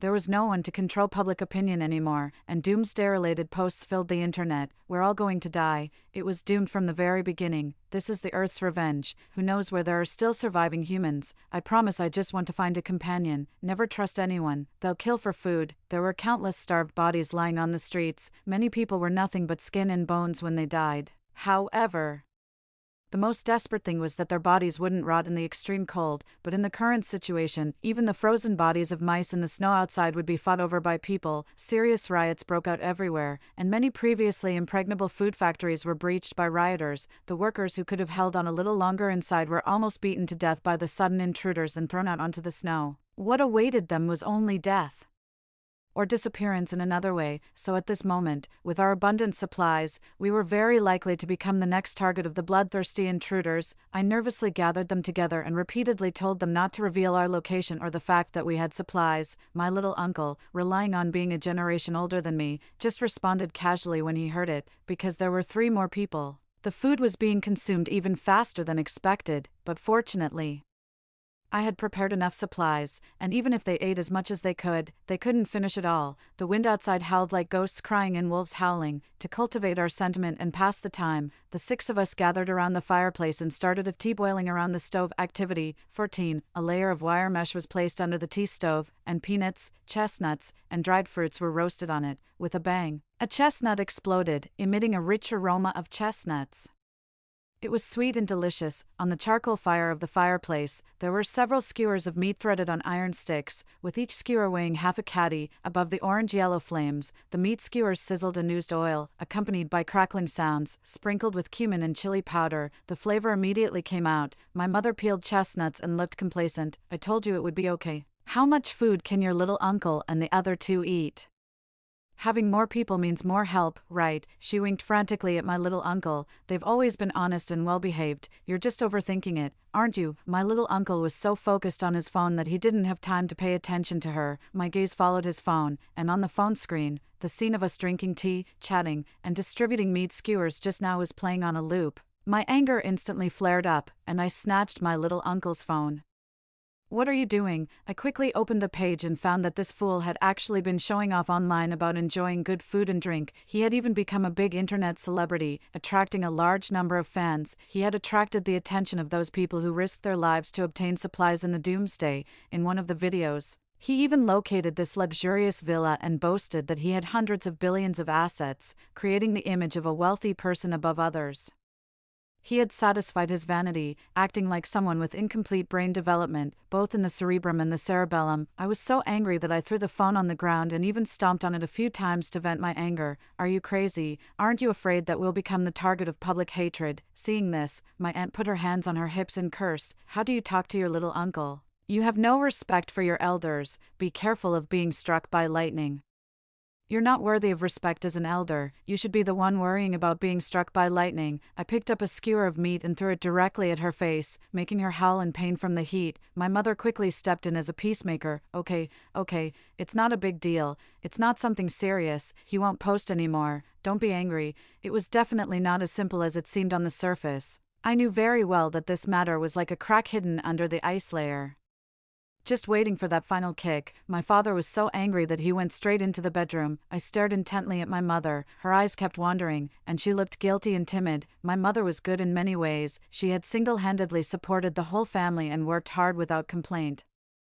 But at the same time, her weak and submissive personality almost tore the family apart. Now, it might even cost us our lives. 15. Fortunately, the original security system of the villa was very good. The walls were high and difficult to climb. If someone touched the barbed wire on it, they would surely lose a layer of skin. As long as we held firm at the gate, no one could get in. But the thing I was worried about happened soon. A month later, those who followed the location started lingering outside the villa and occasionally peeking inside. These people all had a common characteristic: they had no ears, and they looked very strange. I knew why, because they didn't have the experience of surviving in ultra-low temperatures and had been wandering outside without protection for a long time in search of food. Their ears had all turned black and necrotic. In the end, they would just fall off with a single touch. In fact, at the beginning, When their ears were swollen and red from the cold snow, if they had slowly rubbed them with snow to warm them up, they could have saved their ears, but they didn't know that, and they didn't have the time to care. Finding food was the most important thing. Now, there wasn't even a single bird in the sky, so where could they find food? So, their target was us, at night. I moved my bed to the window on the second floor and kept an eye on the movement outside at all times.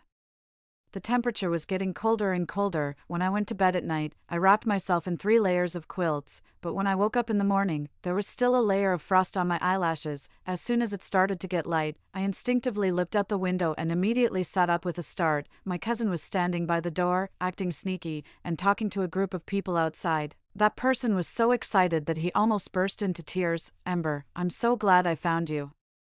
We've had such a hard time on this journey, more than half of us are gone." Ember looked obsequious, almost grinning from ear to ear. "Evan, forget about the rest. Coming quickly, there's still a lot of food inside. Help yourself." I quickly opened the window and shouted, "Don't open the door." However, she just looked back at me and then sped up the movement of opening the door. By the time I rushed outside, the 5 men and 2 women outside had already rushed in.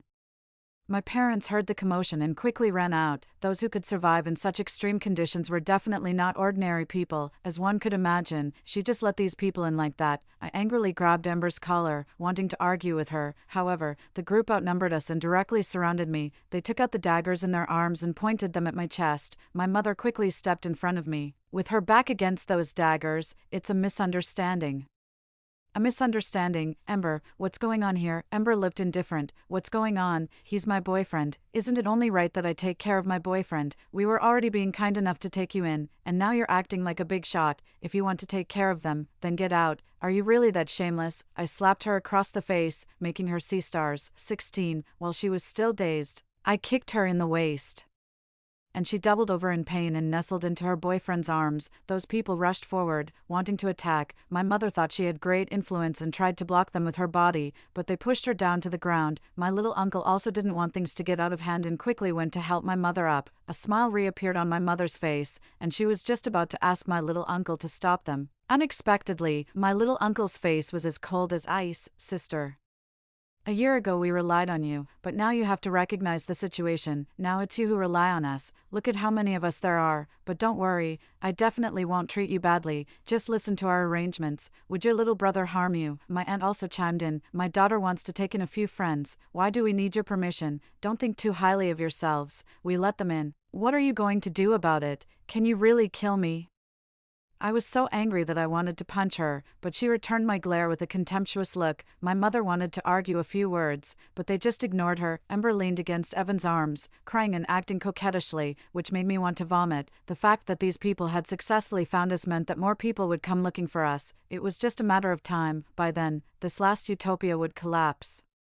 But my mother always thought that things weren't that bad yet and tried to persuade us to look on the bright side, saying that it might not be a bad thing. Unexpectedly, her words actually came true. At night, Ember and her group of cronies partied until late at night. In front of the fireplace, the ice-cold mineral water had melted to just the right temperature, finally able to drink clean mineral water. They splashed it all over the hall in a wild celebration. The next day, screams woke everyone from their dreams. I poked my head out from the stairs, wrapped in a quilt, and looked down. Ember was lying on the living room floor, sobbing uncontrollably. My aunt was lying stiffly on the ground, her body frozen solid and already devoid of life. On the floor beneath her, large patches of ice had formed. There was no need to guess. It was definitely the water they had spilled the night before that had turned into an ice surface. Walking on it was like stepping on a minefield. My aunt, who got up early in the morning, wasn't prepared and fell to the ground and passed out, but falling down in such a temperature was no different from lying in a freezer and being frozen instantly. The only difference was that it was even faster than a freezer. My aunt was blown up by the mine laid by her own daughter. 17. If Ember hadn't taken in those cronies, perhaps my aunt wouldn't have died so suddenly. But what I didn't expect even more was that my little uncle didn't show the slightest bit of sadness. After taking a look, he took out his phone and continued to watch the borderline videos of women on short video platforms. Ember nestled into Evan's arms and sobbed, "Honey, look, I've even lost my mother because of you. You have to love me even more." Evan stroked her hair. "Of course, we're family now." This so-called filial piety really made me sick. They planned to dig a hole in the backyard to bury my aunt, but the frozen soil that had been frozen for more than a year didn't budge at all when they shoveled it, and no one was willing to work harder. In the end, they decided to simply put my aunt in the corner and cover her with cat litter. My aunt's glorious life finally came to an end buried in bentonite cat litter, because there were abundant supplies in the villa. We reached a delicate balance with my little uncle and his group. Normally, we stayed on the second floor, and they were on the first floor. We hardly ever went downstairs unless it was necessary. My little uncle, relying on the favor of taking them in, almost became the boss and kept those people firmly under his control. However, for the time being, those people didn't dare to voice their dissatisfaction. After all, the cost of a conflict was too high. It was better to just survive in this doomsday, most likely. They were just biding their time and planning to settle the score later. However, the sudden increase in the number of people caused the food to be consumed at an unexpected speed. Just half a year later, the mountains of supplies that had originally filled the villa were almost used up. The originally delicate relationship began to waver. Ember, who was already 3 months pregnant, and her boyfriend often quarreled until the wee hours of the morning, disturbing our sleep. The outside temperature had reached minus 60 degrees Celsius. If you stuck your hand out of your clothes for more than 10 seconds, it would be frostbitten. Many invaders who tried to make their way to our place either died on the road or collapsed in front of our villa. However, these exposed corpses soon brought a big problem. Those wild tigers and leopards, due to the extreme cold and lack of food, had gradually moved towards human gathering areas in search of food along the way.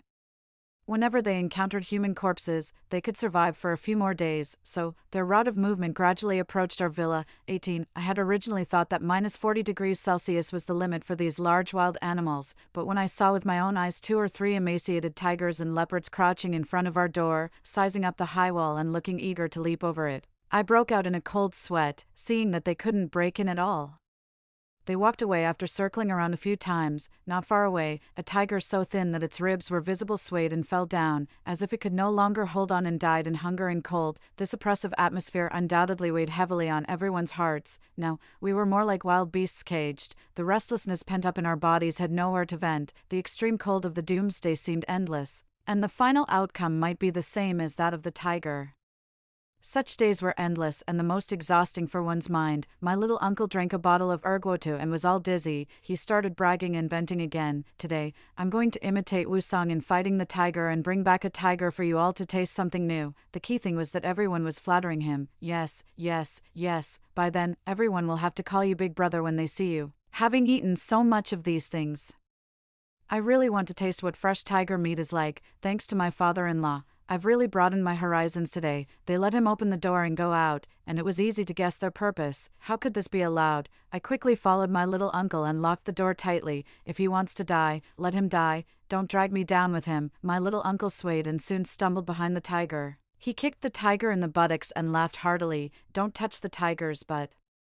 Before he could finish, the tiger that should have been dead long ago, lying on the snowy ground, made a sudden turn and bit his lower leg, so deeply that the bone was visible. Damn it, the big cat didn't follow the rules of martial arts. It came to deceive and launch a sneak attack. In the doomsday, even animals had become more cunning. It actually knew how to play dead to hunt. Even a skinny tiger was no match for an adult, let alone when the adult was drunk. My little uncle was dragged to the ground and had no ability to fight back at all. However, everyone present just stood there watching, and no one offered to help. I definitely wouldn't either. Hearing my little uncle's howls, my mother, who rushed out from the inner room, almost jumped up. Goodness me, help him quickly. My father also came out. When he saw the scene in front of him, he was almost scared out of his wits. My mother grabbed my arm and cried in my ear, Caden, go and save your little uncle quickly. If there are more people to help him, he can be saved. If he dies, how can I explain to our parents in the underworld? I might as well not live either. I treated her coldly and chose to ignore her, turning around and preparing to go back inside. Unexpectedly, my mother actually reached out to open the door lock and rushed outside directly. Jasmine, 19. My father might not care about my little uncle, but he wouldn't ignore my mother, so without thinking, he was about to run outside with my mother. I grabbed him back, tugged at my hair vigorously to vent, and let out a roar. I'm really fed up. I looked around the yard. The small vehicle originally used for patrols was parked in the middle of the yard. After a few seconds of thinking, I asked my father to open the gate and drove the patrol vehicle out. My mother didn't know where she picked up a firewood stick. She raised the stick and smashed it towards the tiger. The provoked tiger instantly shifted its attention to my mother. I quickly got out of the vehicle, attempting to distract the tiger. My little uncle, who had just escaped from the tiger's mouth, had a chance to catch his breath. Without saying a word, he limped and climbed into my patrol vehicle, then started it and drove away directly. My mother looked at my little uncle, who was gradually moving away, with a look of despair. "Brother," while she was distracted, the tiger bit her left arm. With just a slight shake of its head, the tiger tore off her entire arm from the shoulder. Before the blood could even spurt out, a layer of blood ice formed at the broken arm. The tiger, which had been hungry for a long time, quickly swallowed the arm. My mother fell to the ground in pain, and her head was right under the tiger's mouth, with those menacing fangs. Just one bite would have killed my mother on the spot. I was so anxious that I rummaged through my clothes. Finally, I took out a box of enhanced skyrocketing fireworks from my pocket. This was the only hot weapon I had on me. I quickly bent my body slightly to form a circle to protect the flame of the windproof lighter. The moment the fuse of the skyrocketing firework was lit, the tiger opened its mouth. I used all my strength and threw the skyrocketing firework in the direction of the tiger. Bang! A pit was blasted out in the snow.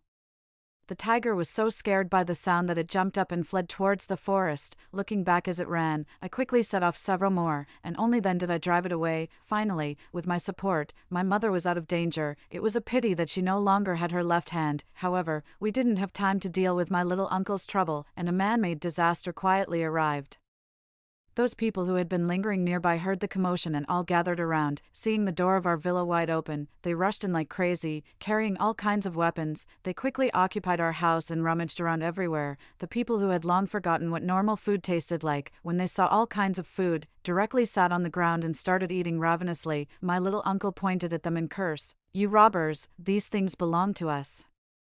How can you have the nerve to eat them? These are all mine. Get out of here." In return, he only received punches and kicks. Evan quickly found a place to hide, running even faster than Ember. As he ran, he didn't forget to tell Ember, "Baby, remember to take care of yourself." Those people were grabbing and cheering, treating these foods as the fruits of victory. They had this sudden happiness but didn't cherish it at all. 20. They took a bite of a biscuit and then a bite of bread.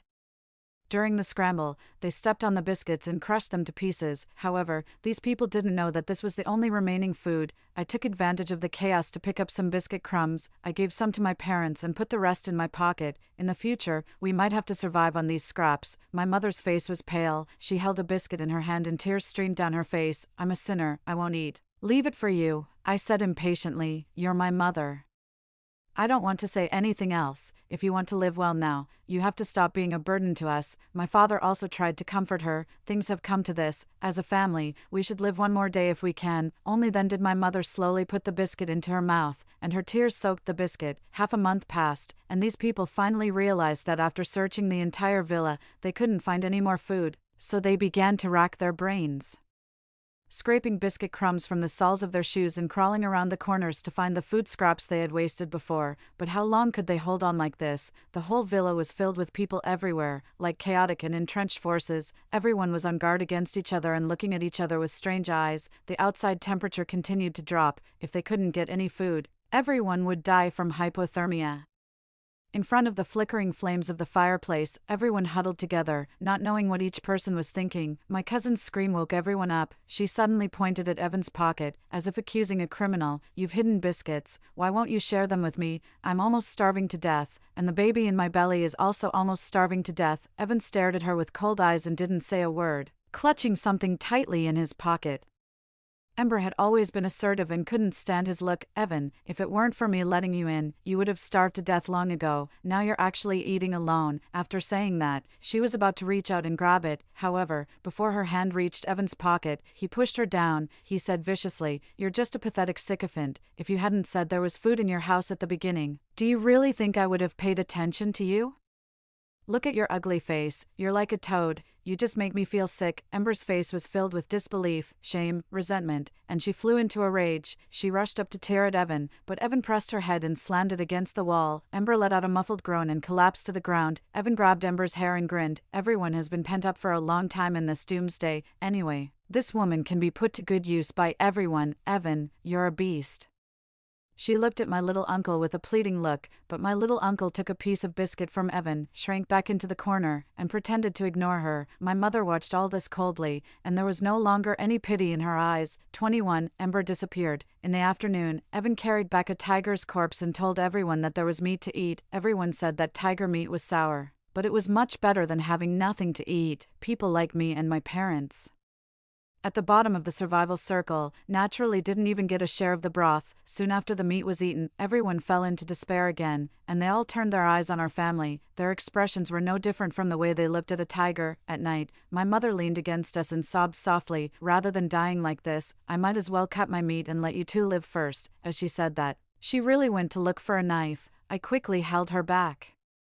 I had been keeping silent and waiting for those people to run out of energy because I still had a trump card up my sleeve. I didn't waste the basement I found when stockpiling supplies. Instead, I stored half of the supplies in the basement, which were originally intended as backup supplies. Those people who were so hungry that their eyes were shining with greed probably never imagined that right beneath their feet, there were piles of food and water.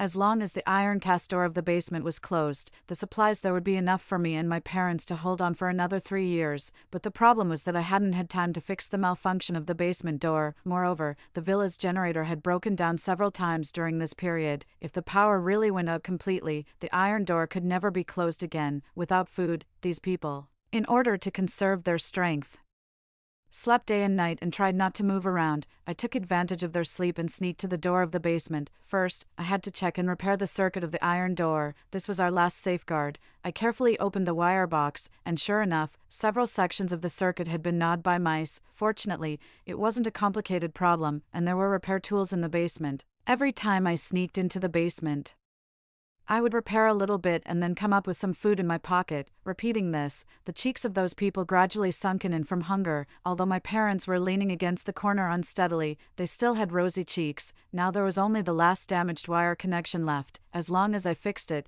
we would be close to victory, but an accident still happened. My father was so hungry that while everyone was asleep, he took out the chocolate in his pocket and was about to take a bite. My little uncle's eyes widened, and he shrieked, "He has something to eat." He darted towards my father like a monkey, knocked my father down, and tried to grab the chocolate in my father's arms. The commotion attracted people from other rooms. When they saw the chocolate in my father's hand, they rushed up, held him hostage, and pointed a knife at his throat. "Tell us, where did you get this?" 22. My father glanced back at me, looking as if he was ready to face death. "I don't know." In the last second before the knife fell, I shouted, I know. Behind every book in the study, there's food hidden." When those people heard this news, although they were skeptical, they still rushed towards the study rush. The leader of the group tore off the copy of To Live on the first row of the bookshelf. Sure enough, there was a piece of chocolate hidden behind it. Subsequently, more and more food was found behind these books. When stacking the goods, I thought about it carefully. If the villa was breached, the food in the open in the house was all taken, and unfortunately, the supplies in the basement were also discovered.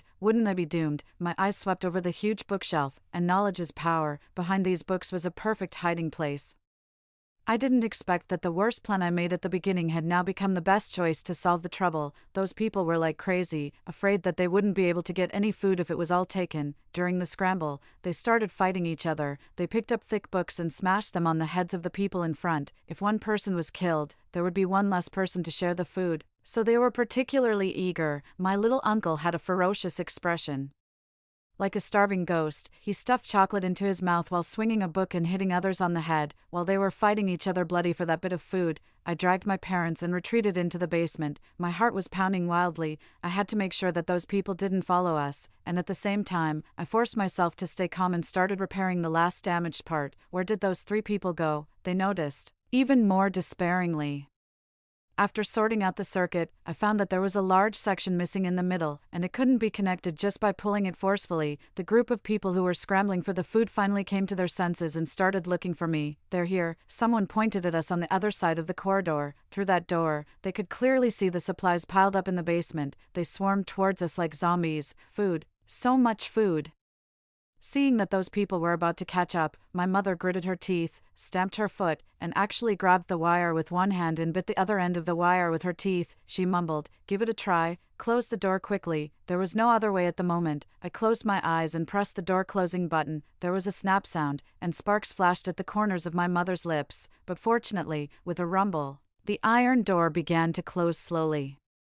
My little uncle went crazy, so much food was within reach. He leaped forward and tried to block the closing door with his body. He was still begging, "Sister, don't leave me behind. You're the only one I have left." Sister, my mother, whose lips were swollen and bleeding from the electric sparks just now, stared deeply at my pitiful little uncle. Finally, she kicked him in the head. "Get lost." The iron door closed with a bang. My little uncle's hand didn't have time to be pulled out and was broken off by the heavy iron door. The scream was not very clear through the iron door. 23, those people smashed and cursed, but they still couldn't do anything to us. We were safe. There was no signal in the basement, and we had no idea what was going on outside. Whenever light seeped through the cracks, I knew that a new day had begun. I could clearly feel that the temperature was getting lower and lower. My parents and I tried all kinds of ways to kill time. The only set of Gamoka chess in the basement had a chessboard whose squares were so worn that they couldn't be seen clearly. I looked around as I walked. Our hearts collapsed and were rebuilt repeatedly between despair and the rekindling of hope every day. The food was getting less and less, and it wouldn't last much longer. The days passed like this day by day, until 1 year, 6 months, and 13 days were crossed out on the calendar. I found that the dried fruits in the basement had started to go bad. I excitedly bit into the chestnut shells with my teeth, and the long unfelt smell of mold burst into my mouth. This meant that the temperature had started to rise. My parents and I discussed whether we should open the door of the basement. My father nodded. "Open it, not to mention whether there are still people alive after such a long time. If we stay here any longer, I'll go crazy." My mother also nodded in agreement repeatedly. "Yes, even if our family of 3 dies together, we'll have each other for company on the way to the underworld." The iron door could be opened from the inside without needing electricity. The moment the 3 of us worked together to push the door open, the fresh air rushed into our nostrils. Also shining on us was the sunlight. It was the long-missed sunlight. The 3 of us were like children who had never seen the world, running around and having fun in the villa's yard. The ground under our feet was no longer the hard frozen soil. When we stepped on it, it was wet and soft. I just lay in the middle of the yard, basking in the sunlight and feeling the new life. The extreme cold doomsday had finally passed. I really hope I can keep basking in such warm sunlight. Epilogue. A month later, I woke up in bed. The sunlight shone in, and I wiped the sweat from my forehead. The sun was scorching hot, making my face dry and burning. The soft land beneath me now looked like a saline alkali land that had been drained of water, with sand rising up. I suddenly turned my head and looked at the outdoor thermometer at the door. The red line was now pointing at 40 degrees Celsius, and it was still rising ceaselessly. Story 2. As the apocalypse approached, my parents, in their effort to protect my sister, pushed me out. I was immediately overwhelmed by a foul stench, followed by zombies tearing me to pieces. Given a second chance at life, I decided to sever all emotional ties, family ties, to hell with them. Unexpectedly, in this apocalypse, I found my biological parents and even became the beloved sibling of my brothers and sisters. 1. The foul smell of blood still lingered in my nose. I moved my limbs and felt much lighter. Was I already dead? That would be better. Being dead meant I wouldn't have to face those things anymore, though it was a pity I didn't die in a more graceful manner. Bella. "You lazy girl, what are you slacking off for?" A shrill voice pierced the air as I opened my eyes to see my mother standing by the window, scolding. "Do you think you're some delicate lady? Get up and wash your sister's clothes." I paused, then let out a bitter laugh. "I'm dead and still expected to work. How miserable is that, since I was already dead?"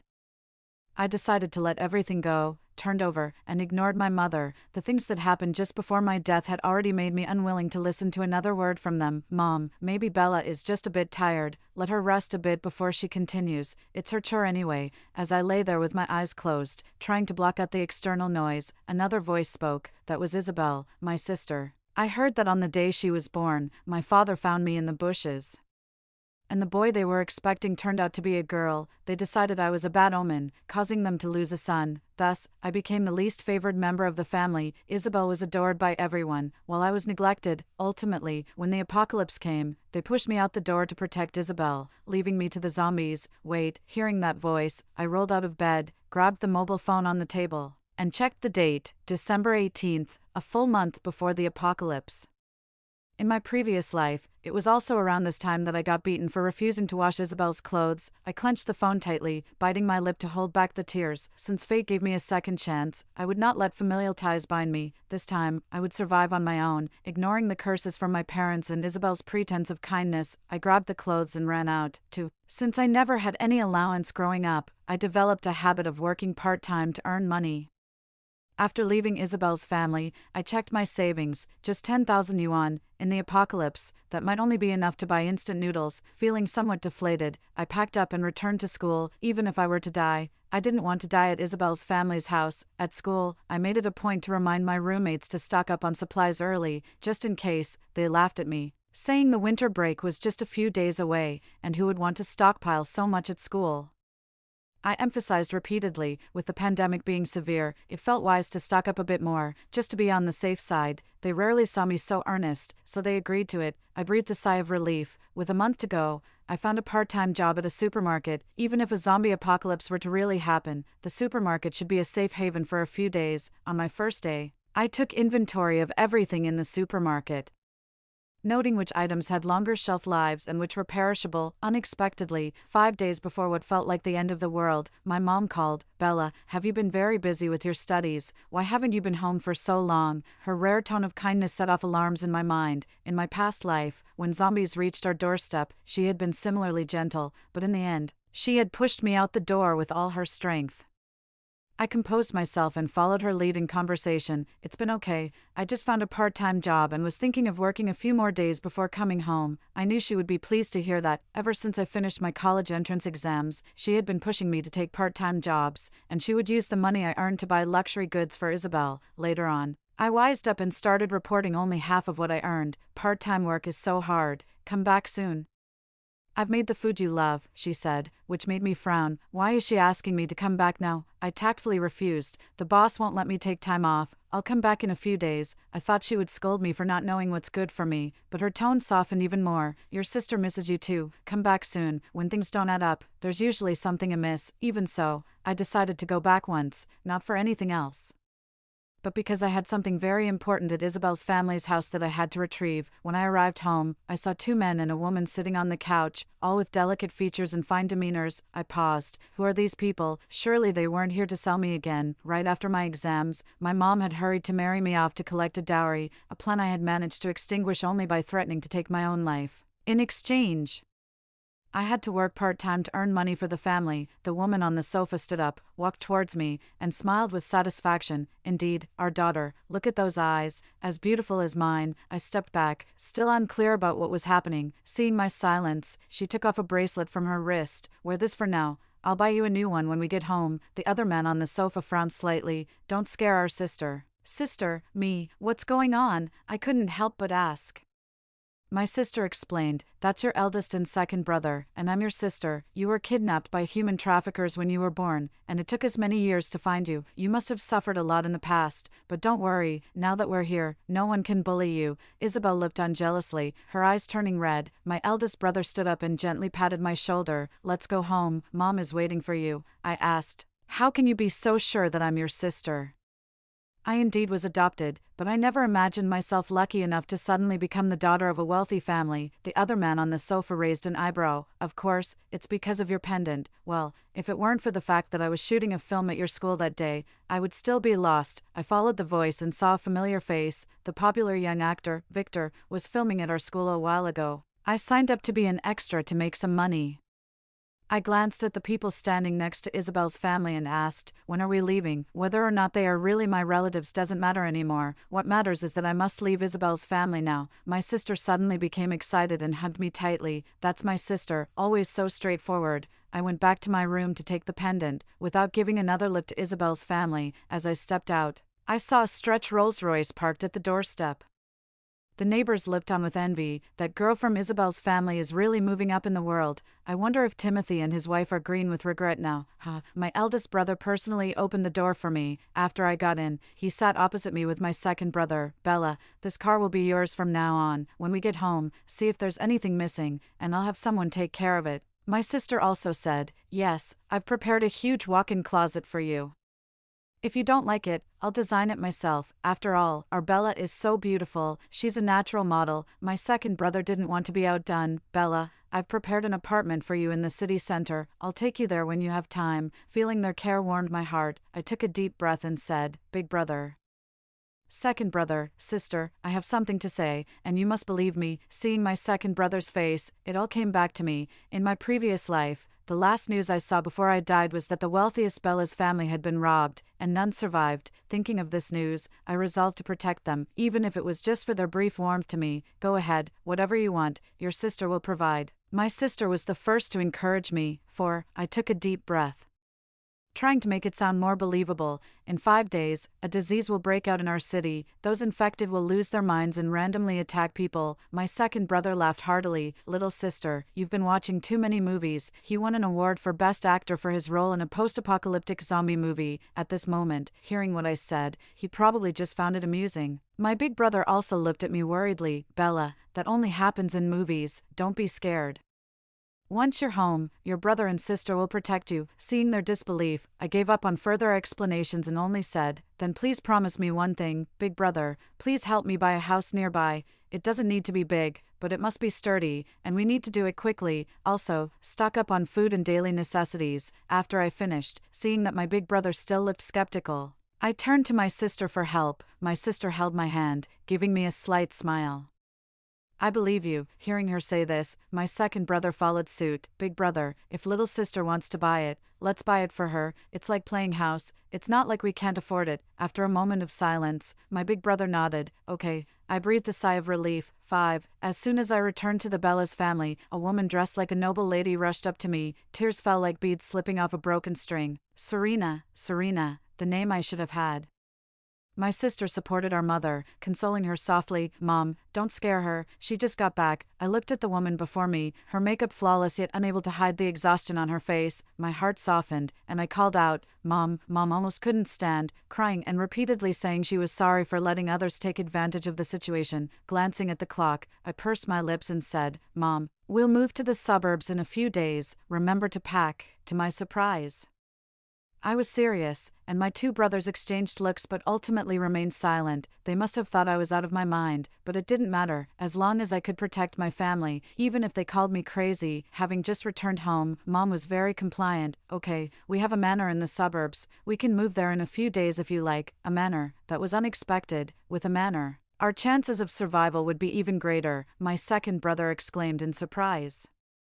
Since when do we have a manor? How come I didn't know? My eldest brother looked at me and smiled slightly. It was a last-minute purchase when Mom and I knew Serena was coming back. We were worried it might be a bit remote, but as long as Serena likes it. My sister eagerly raised her hand, and me, I decorated the inside. My second brother's eyes widened. Well, it seems he was the only one out of the loop. Only you would achieve such a unique milestone. I nodded. Mom, my sister and I have to step out for a bit. We'll spend time with you when we get back. Surviving was now the priority. Old times had to wait. I took my sister out because two women together wouldn't attract much attention. Remembering the robbery that befell Bella's family in a past life, my determination steeled. I would never let history repeat itself. My sister and I headed straight for the biggest supermarket in the city, ordering 300 cases of bottled water, 20 cases of instant noodles, 20 cases of self-heating hot pots, and spicy noodles, and considering they might not be accustomed to these, I also ordered a ton of pork, beef, and lamb. As I ordered the meat, my sister thought for a moment and then phoned someone to convert one of the manor's large bedrooms into a cold storage room.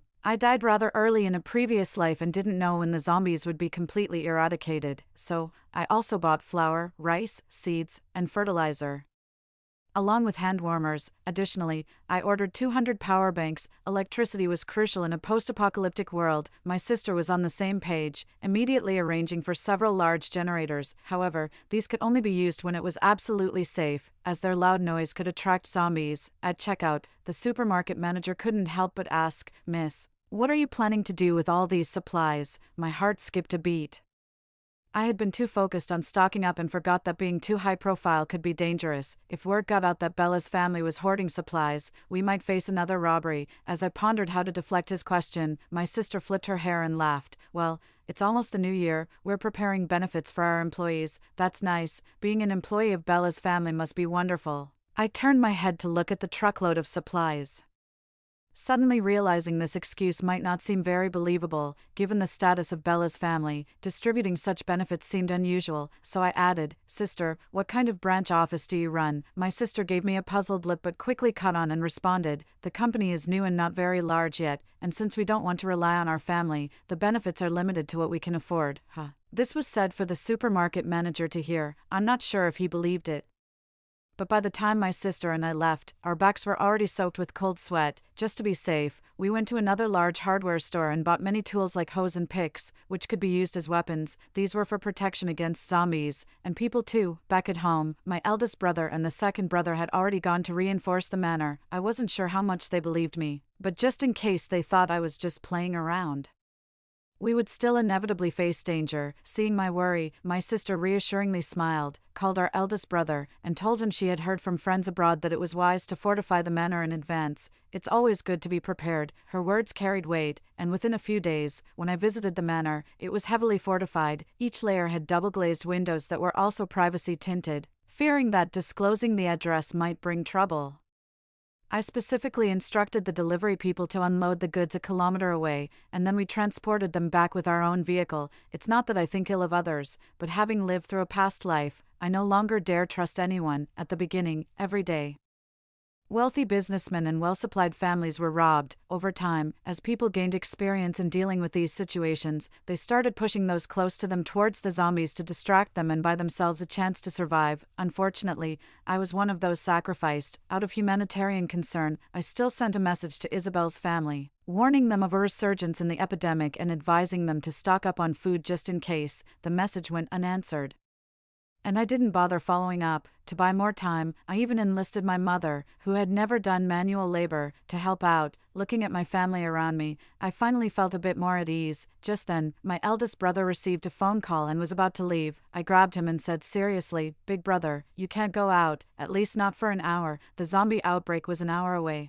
I had my siblings and the staff take a holiday for the new year, sending all the workers and security home. My brother paused, then patted my head. "Serena, be good. I need to go to a meeting. I'll be back to spend time with you after." I shook my head, clinging tightly to his sleeve. Seeing this, my mother intervened. "If your sister wants you to stay, stay at home. The company can function without you for a bit, can't it?" My sister also chimed in. "Yes, Serena has finally trusted us. You can't leave." Reluctantly, my brother called to inform his company that he wouldn't be coming. I curled up on the couch, trembling. In 2 minutes, the news of the zombie outbreak would break. Despite all the preparations, I was still overwhelmed by fear. Images from my past life flashed through my mind, and I couldn't help but glance at my family around me. Would they, like Isabel's family, push me out too? My brother was the first to notice my distress, wrapping his arm around my shoulder. "Are you feeling unwell?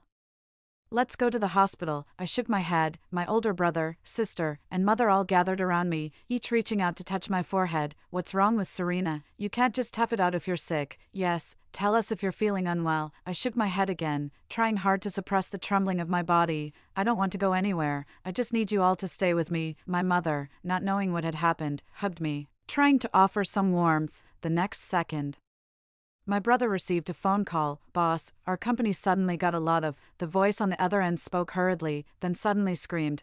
My brother frowned, repeatedly saying hello, but got no more responses. He stood up, ready to go and check on the situation at the company. I quickly got up and grabbed him, moving so fast, I nearly fell to the ground. An unidentified virus has broken out in the city. Some citizens are infected and mutating, starting to bite passers-by. My second brother read from a news alert on his phone, then suddenly looked up at me. "What Serena said is true. There really are zombies," my second brother said, his hand trembling as he held his phone. Almost instinctively, my mother and older brother shielded me behind them. My mother asked quietly, "Serena, how did you know?" I knew what she was thinking. I'm just a regular college student. I couldn't possibly have access to such information. But I really couldn't tell anyone about being reborn under the current circumstances. I didn't want to gamble with it. My older brother gently patted my back and said, "If Serena doesn't want to talk about it, let's drop it. What do we need to do now?" After the zombie issue proved true, they no longer doubted my words. Naturally, I couldn't betray their trust. First, I got up, drew all the curtains, and tightly closed both doors. Though the glass was privacy secured, some light might still escape.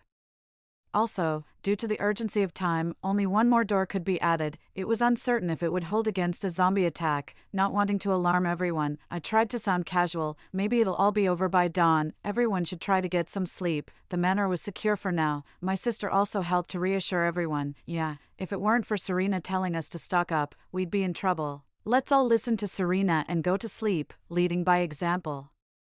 My sister was the first to return to her room. After everyone left, I sat on the couch, constantly checking the information on my phone. The zombie wave was growing more intense, not just here, but in the neighboring 3 or 4 cities as well. On just the first day, violent robberies had already occurred. This strengthened my resolve to stay alert and protect my family. Just then, my phone rang. It was Isabel. She yelled at me excitedly, "Bella, do you know something? Why else would you have Mom stock up?" I moved the phone away from my ear. At this time, she wasn't thinking about how to protect her own life and her family's. Instead, she was scolding me. I couldn't understand her thinking. "I don't know," I denied. "I was just reminding you all." Isabel didn't believe me and yelled, "Where are you now? Where? Send us supplies quickly. Do you hear? If you don't send them, I'll have Mom and Dad kill you. I'll let the whole world know what you are."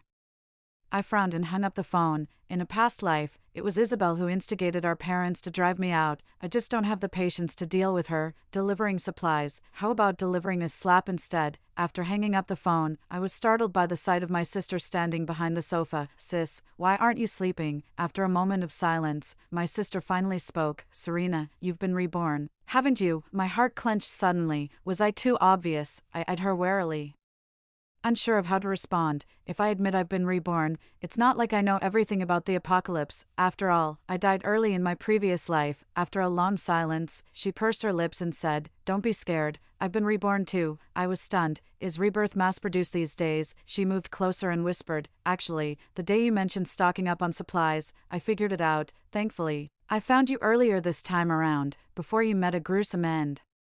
I was at a loss for words. Did they look for me in the previous life too? Wasn't it said that Bella's family was robbed and none survived? She seemed to read my thoughts and continued, "On the day the apocalypse started, we found out where you were, but we quickly got trapped." She explained that our mother was very emotional and insisted on going out to find me, but they hadn't prepared well in their previous life. Their house wasn't sturdy enough, nor did they have sufficient supplies. On the 10th day of the apocalypse, their door was broken down and their belongings were stolen. What the intruders didn't anticipate was the zombies that followed right after. In the end, to protect my sister, our brothers and mother were all killed, in the chaos, with nowhere to hide. She focused on fulfilling our mother and brother's last wishes, that was to bring me back home. My sister stroked my head, her eyes seemingly glistening with tears. "I finally found you using the address I had, only to find your body." Thinking about that scene, I suddenly felt a pang of heartache for my sister, carrying the last wishes of our entire family only to find her sister's dismembered remains. I changed the subject. "What about you? How did you die?" Mentioning this, my usually graceful and dignified sister was visibly angered. "Wasn't it because of those 2 despicable people from Isabel's family?" I didn't need her to continue. I understood the rest. To divert the zombies' attention, they even pushed out their daughter whom they had raised for 20 years. What more for my sister, the unlucky one? I wondered, since you were reborn, why didn't you stock up on supplies and fortify the house earlier? Weren't you afraid it would be too late? Living another life, one's goals can't just be about finding a sister. This didn't seem like something my wise and intelligent sister would do. She gave me a sidelong glance, dropped the dried fruit she was holding, and motioned for me to follow her. We walked in the dark for a while, then she turned on the lights, and then, I was shocked. Beneath this mansion, she had dug tunnels filled with supplies. The amount was hundreds of times what we had bought that day. With these supplies, surviving 5 or 6 years should be no problem, she said. "I had everything prepared when I bought the house, and as for shopping with you," she touched her chin and smiled. "First, it never hurts to stock up more, and second, seeing how concerned you are for our family is quite comforting." Gee, that's going too far. I thought I was fully prepared, but it turns out it was just my older siblings teasing me to cheer me up. I asked again, "Do our oldest and second brothers know about this place? And about your rebirth?" My sister shook her head. "They don't believe in these things. If I told them, they'd think I had lost my mind. As for this tunnel, they do know about it," she said with a mischievous grin. My excuse was that I was investigating what my little sister likes to do, telling them you enjoy exploring here. My family has always been responsive to my requests, apart from finding the sister a bit odd. They probably couldn't think of anything else. With a huge weight lifted off my heart, we left the tunnel and decided to go to sleep, but just then, the alarm at the main gate went off. We exchanged a glance, our hearts skipping a beat. Our manor is located on the outskirts of Beijing. Had it been discovered so quickly, hand in hand, we walked over to the monitor to check the situation outside. Upon seeing it, I frowned. I hadn't expected the crisis to arrive so swiftly. The surveillance footage showed Isabel's family of 3 standing at the door, banging loudly. They were shouting, "Bella, get out here. How dare you hide here by yourself, you heartless thing. All the effort we put into raising you was wasted." Facing the people who had directly caused my and my sister's deaths in a previous life, I grimaced. Their shamelessness was beyond my imagination. The alarm woke up my sleeping mother and 2 brothers, who hurried downstairs and pulled my sister and me back to the living room. My second brother looked anxious. "Is it the zombies? Don't worry, just hide, and I'll protect you." My oldest brother gave him a look, somewhat speechless. "It's not zombies," he pointed at the monitor. "It's Isabel's family. In this life, being guided by my sister, they had found me early and obviously knew about my situation with Isabel's family." At that moment, seeing Isabel's family, my second brother rolled up his sleeves, ready to rush out with a hoe. "They still have the nerve to come after my sister. I'll smash them." My oldest brother held him back. Turning up the volume on the monitor, I heard Isabel with her arms crossed, looking impatient as her parents continued their ruckus. "I told you, if you spread the word that Bella's family has a manor here, someone would help us take it over. Why bother?" My face paled. I had never mentioned this to anyone. How did Isabel's family know, and how did they get the exact address? I shivered uncontrollably. My brother stared at me for a few seconds, then seemed to realize something. "Serena, did you bring anything from Isabel's family?" I trembled uncontrollably. "A cell phone and a pendant my mother gave me, that was all. Isabel's family would not have allowed me to take anything else." After hearing this, my brother immediately took my cell phone and started examining it on his computer.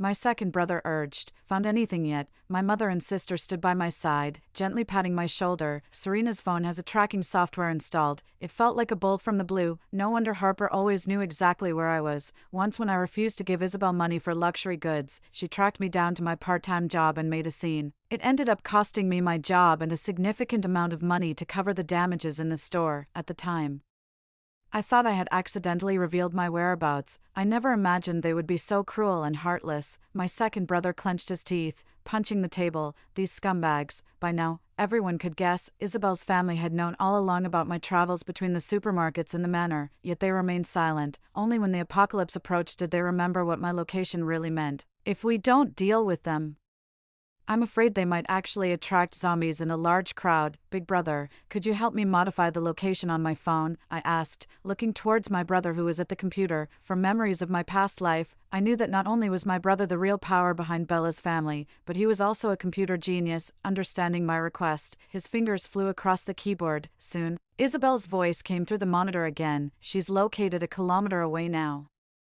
She must have run off while we weren't paying attention. Let's hurry and chase after her." Timothy hesitated. "It's so dangerous outside. Maybe we should just figure out a way to break into this mansion instead. Why abandon a ready-made mansion to chase after Bella? What if we get bitten by zombies? Wouldn't everything be lost?" Isabel glared, raising her voice. "As long as we capture Bella, do you think her family wouldn't let us in? Facing their precious daughter."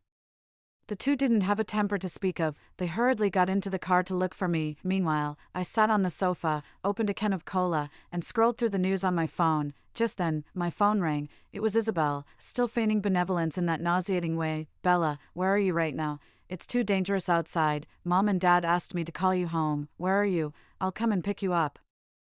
I scoffed coldly, almost believing her if I hadn't heard their plan myself. I gave her an address. "I'm on H Lane, there." I had left 50 boxes of instant noodles for them as a repayment for raising me. If they would just back off and return home to take refuge, I would let bygones be bygones. But if they continued to be deluded, then unfortunately, I am not a kind person. If they want my life, they will have to suffer the consequences themselves. On the 10th day of the apocalypse, the whole city lost power. The news online also became slower and slower. From the limited reports, I learned that the situation outside was very grim. Robbery was just the tip of the iceberg. Some people, in order to survive, lured others in front of zombies until they were bitten. I thought that Isabel's family hadn't shown up for so long. They must have gone home to take refuge. But on the 11th day, they appeared again. They reacted quickly, knowing that I had modified the location, and they no longer relied on it. Instead, they just stood at the door, shouting relentlessly, "Bella, come out quickly, or I won't be polite." My brother switched the monitor's view to a place a kilometer away from the mansion. He said gravely, "These zombies might have been drawn here by Isabel's family." In the video,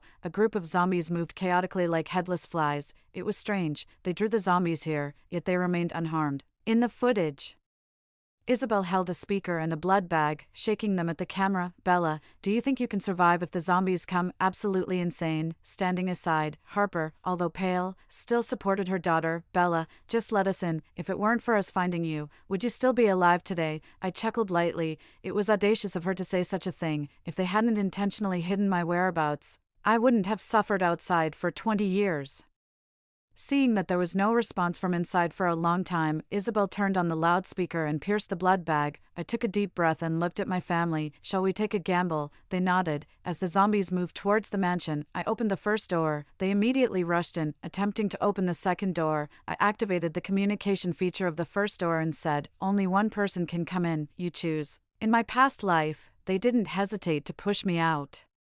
This time, I wanted to see who would be sacrificed. Isabel loudly declared, "It should be me. Hurry up and open the door." After so many days on the run, she was no longer the pristine little princess she once appeared to be. She knew there were food and electricity inside, so she was determined to get in no matter what. Through the monitor, I clearly saw the disappointment on Isabel's parents' faces as the zombies drew closer. I spoke again. "Never mind, I've changed my mind.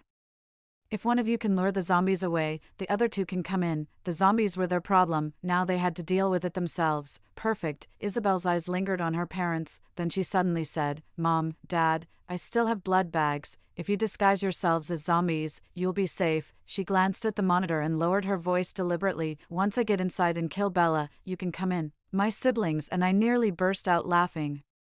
They probably didn't realize that the monitor's microphone was so sensitive it could hear them as if they were whispering in its ear. Such a clever scheme. My mother shook her head. This girl, both cruel and selfish, it proved that even if they clearly knew what kind of person their daughter was, they were still willing to sacrifice themselves. The couple decided to go out together. Just as they were leaving, Isabel suddenly closed the door. Doing such a thing, she still put on a pitiful face.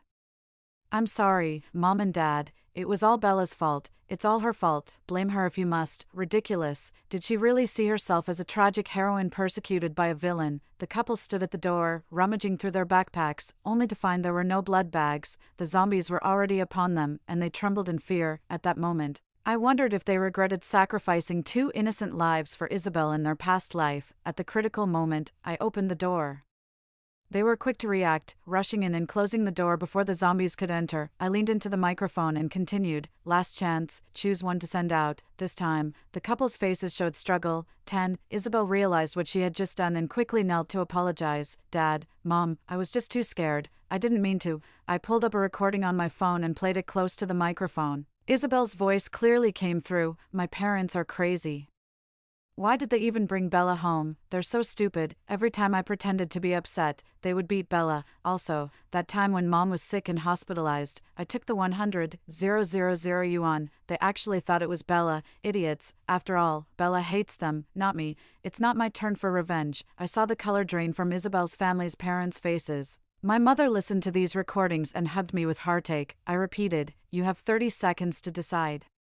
After 30 seconds, I will immediately open the door. Isabel kept kowtowing, admitting her mistake. Unfortunately, Isabel's family's parents' hearts had completely turned cold, because that 100,000 yuan was Harper's emergency fund. When the money disappeared, she almost died. Now they knew it was their own daughter who did it. It's clear how desperate the situation is. 3, I count down. The two grit their teeth and point at Isabel. She goes out. Isabel looks at them in disbelief.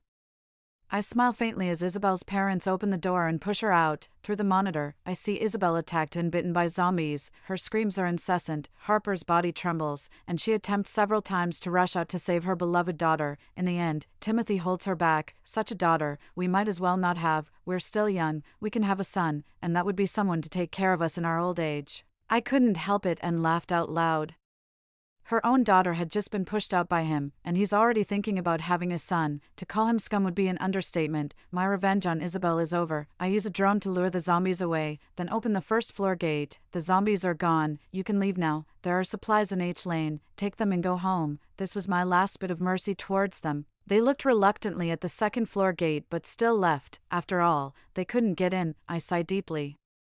My revenge on Isabel stemmed from all the misfortune in my life, caused by her manipulations and schemes, and Isabel's parents. It's not that I don't hate them, but I don't want to live the rest of my life burdened by this. So I let them go. Their fate is up to the universe. Day 60 of the apocalypse. After a brief warming, the temperature drops again. Despite the many warming measures in the manor, the heating stops, and everyone shivers from the cold. My sister and I bring out a generator and prepare a hot pot. Our supplies are still very abundant, so we can afford this luxury. As the steam rises, I raise my glass. Mom, big brother, second brother, and sister, thank you. Thank you for supporting all my decisions unconditionally. My sister, slightly drunk, bursts into tears. Thank you all for being alive. Everyone thinks she's scared by the apocalypse, but only she and I know. What we are thankful for is that we avoided the tragedy of our previous lives and protected our family, although we don't know when the apocalypse will end. As long as we are together, as long as we stand united, that's enough.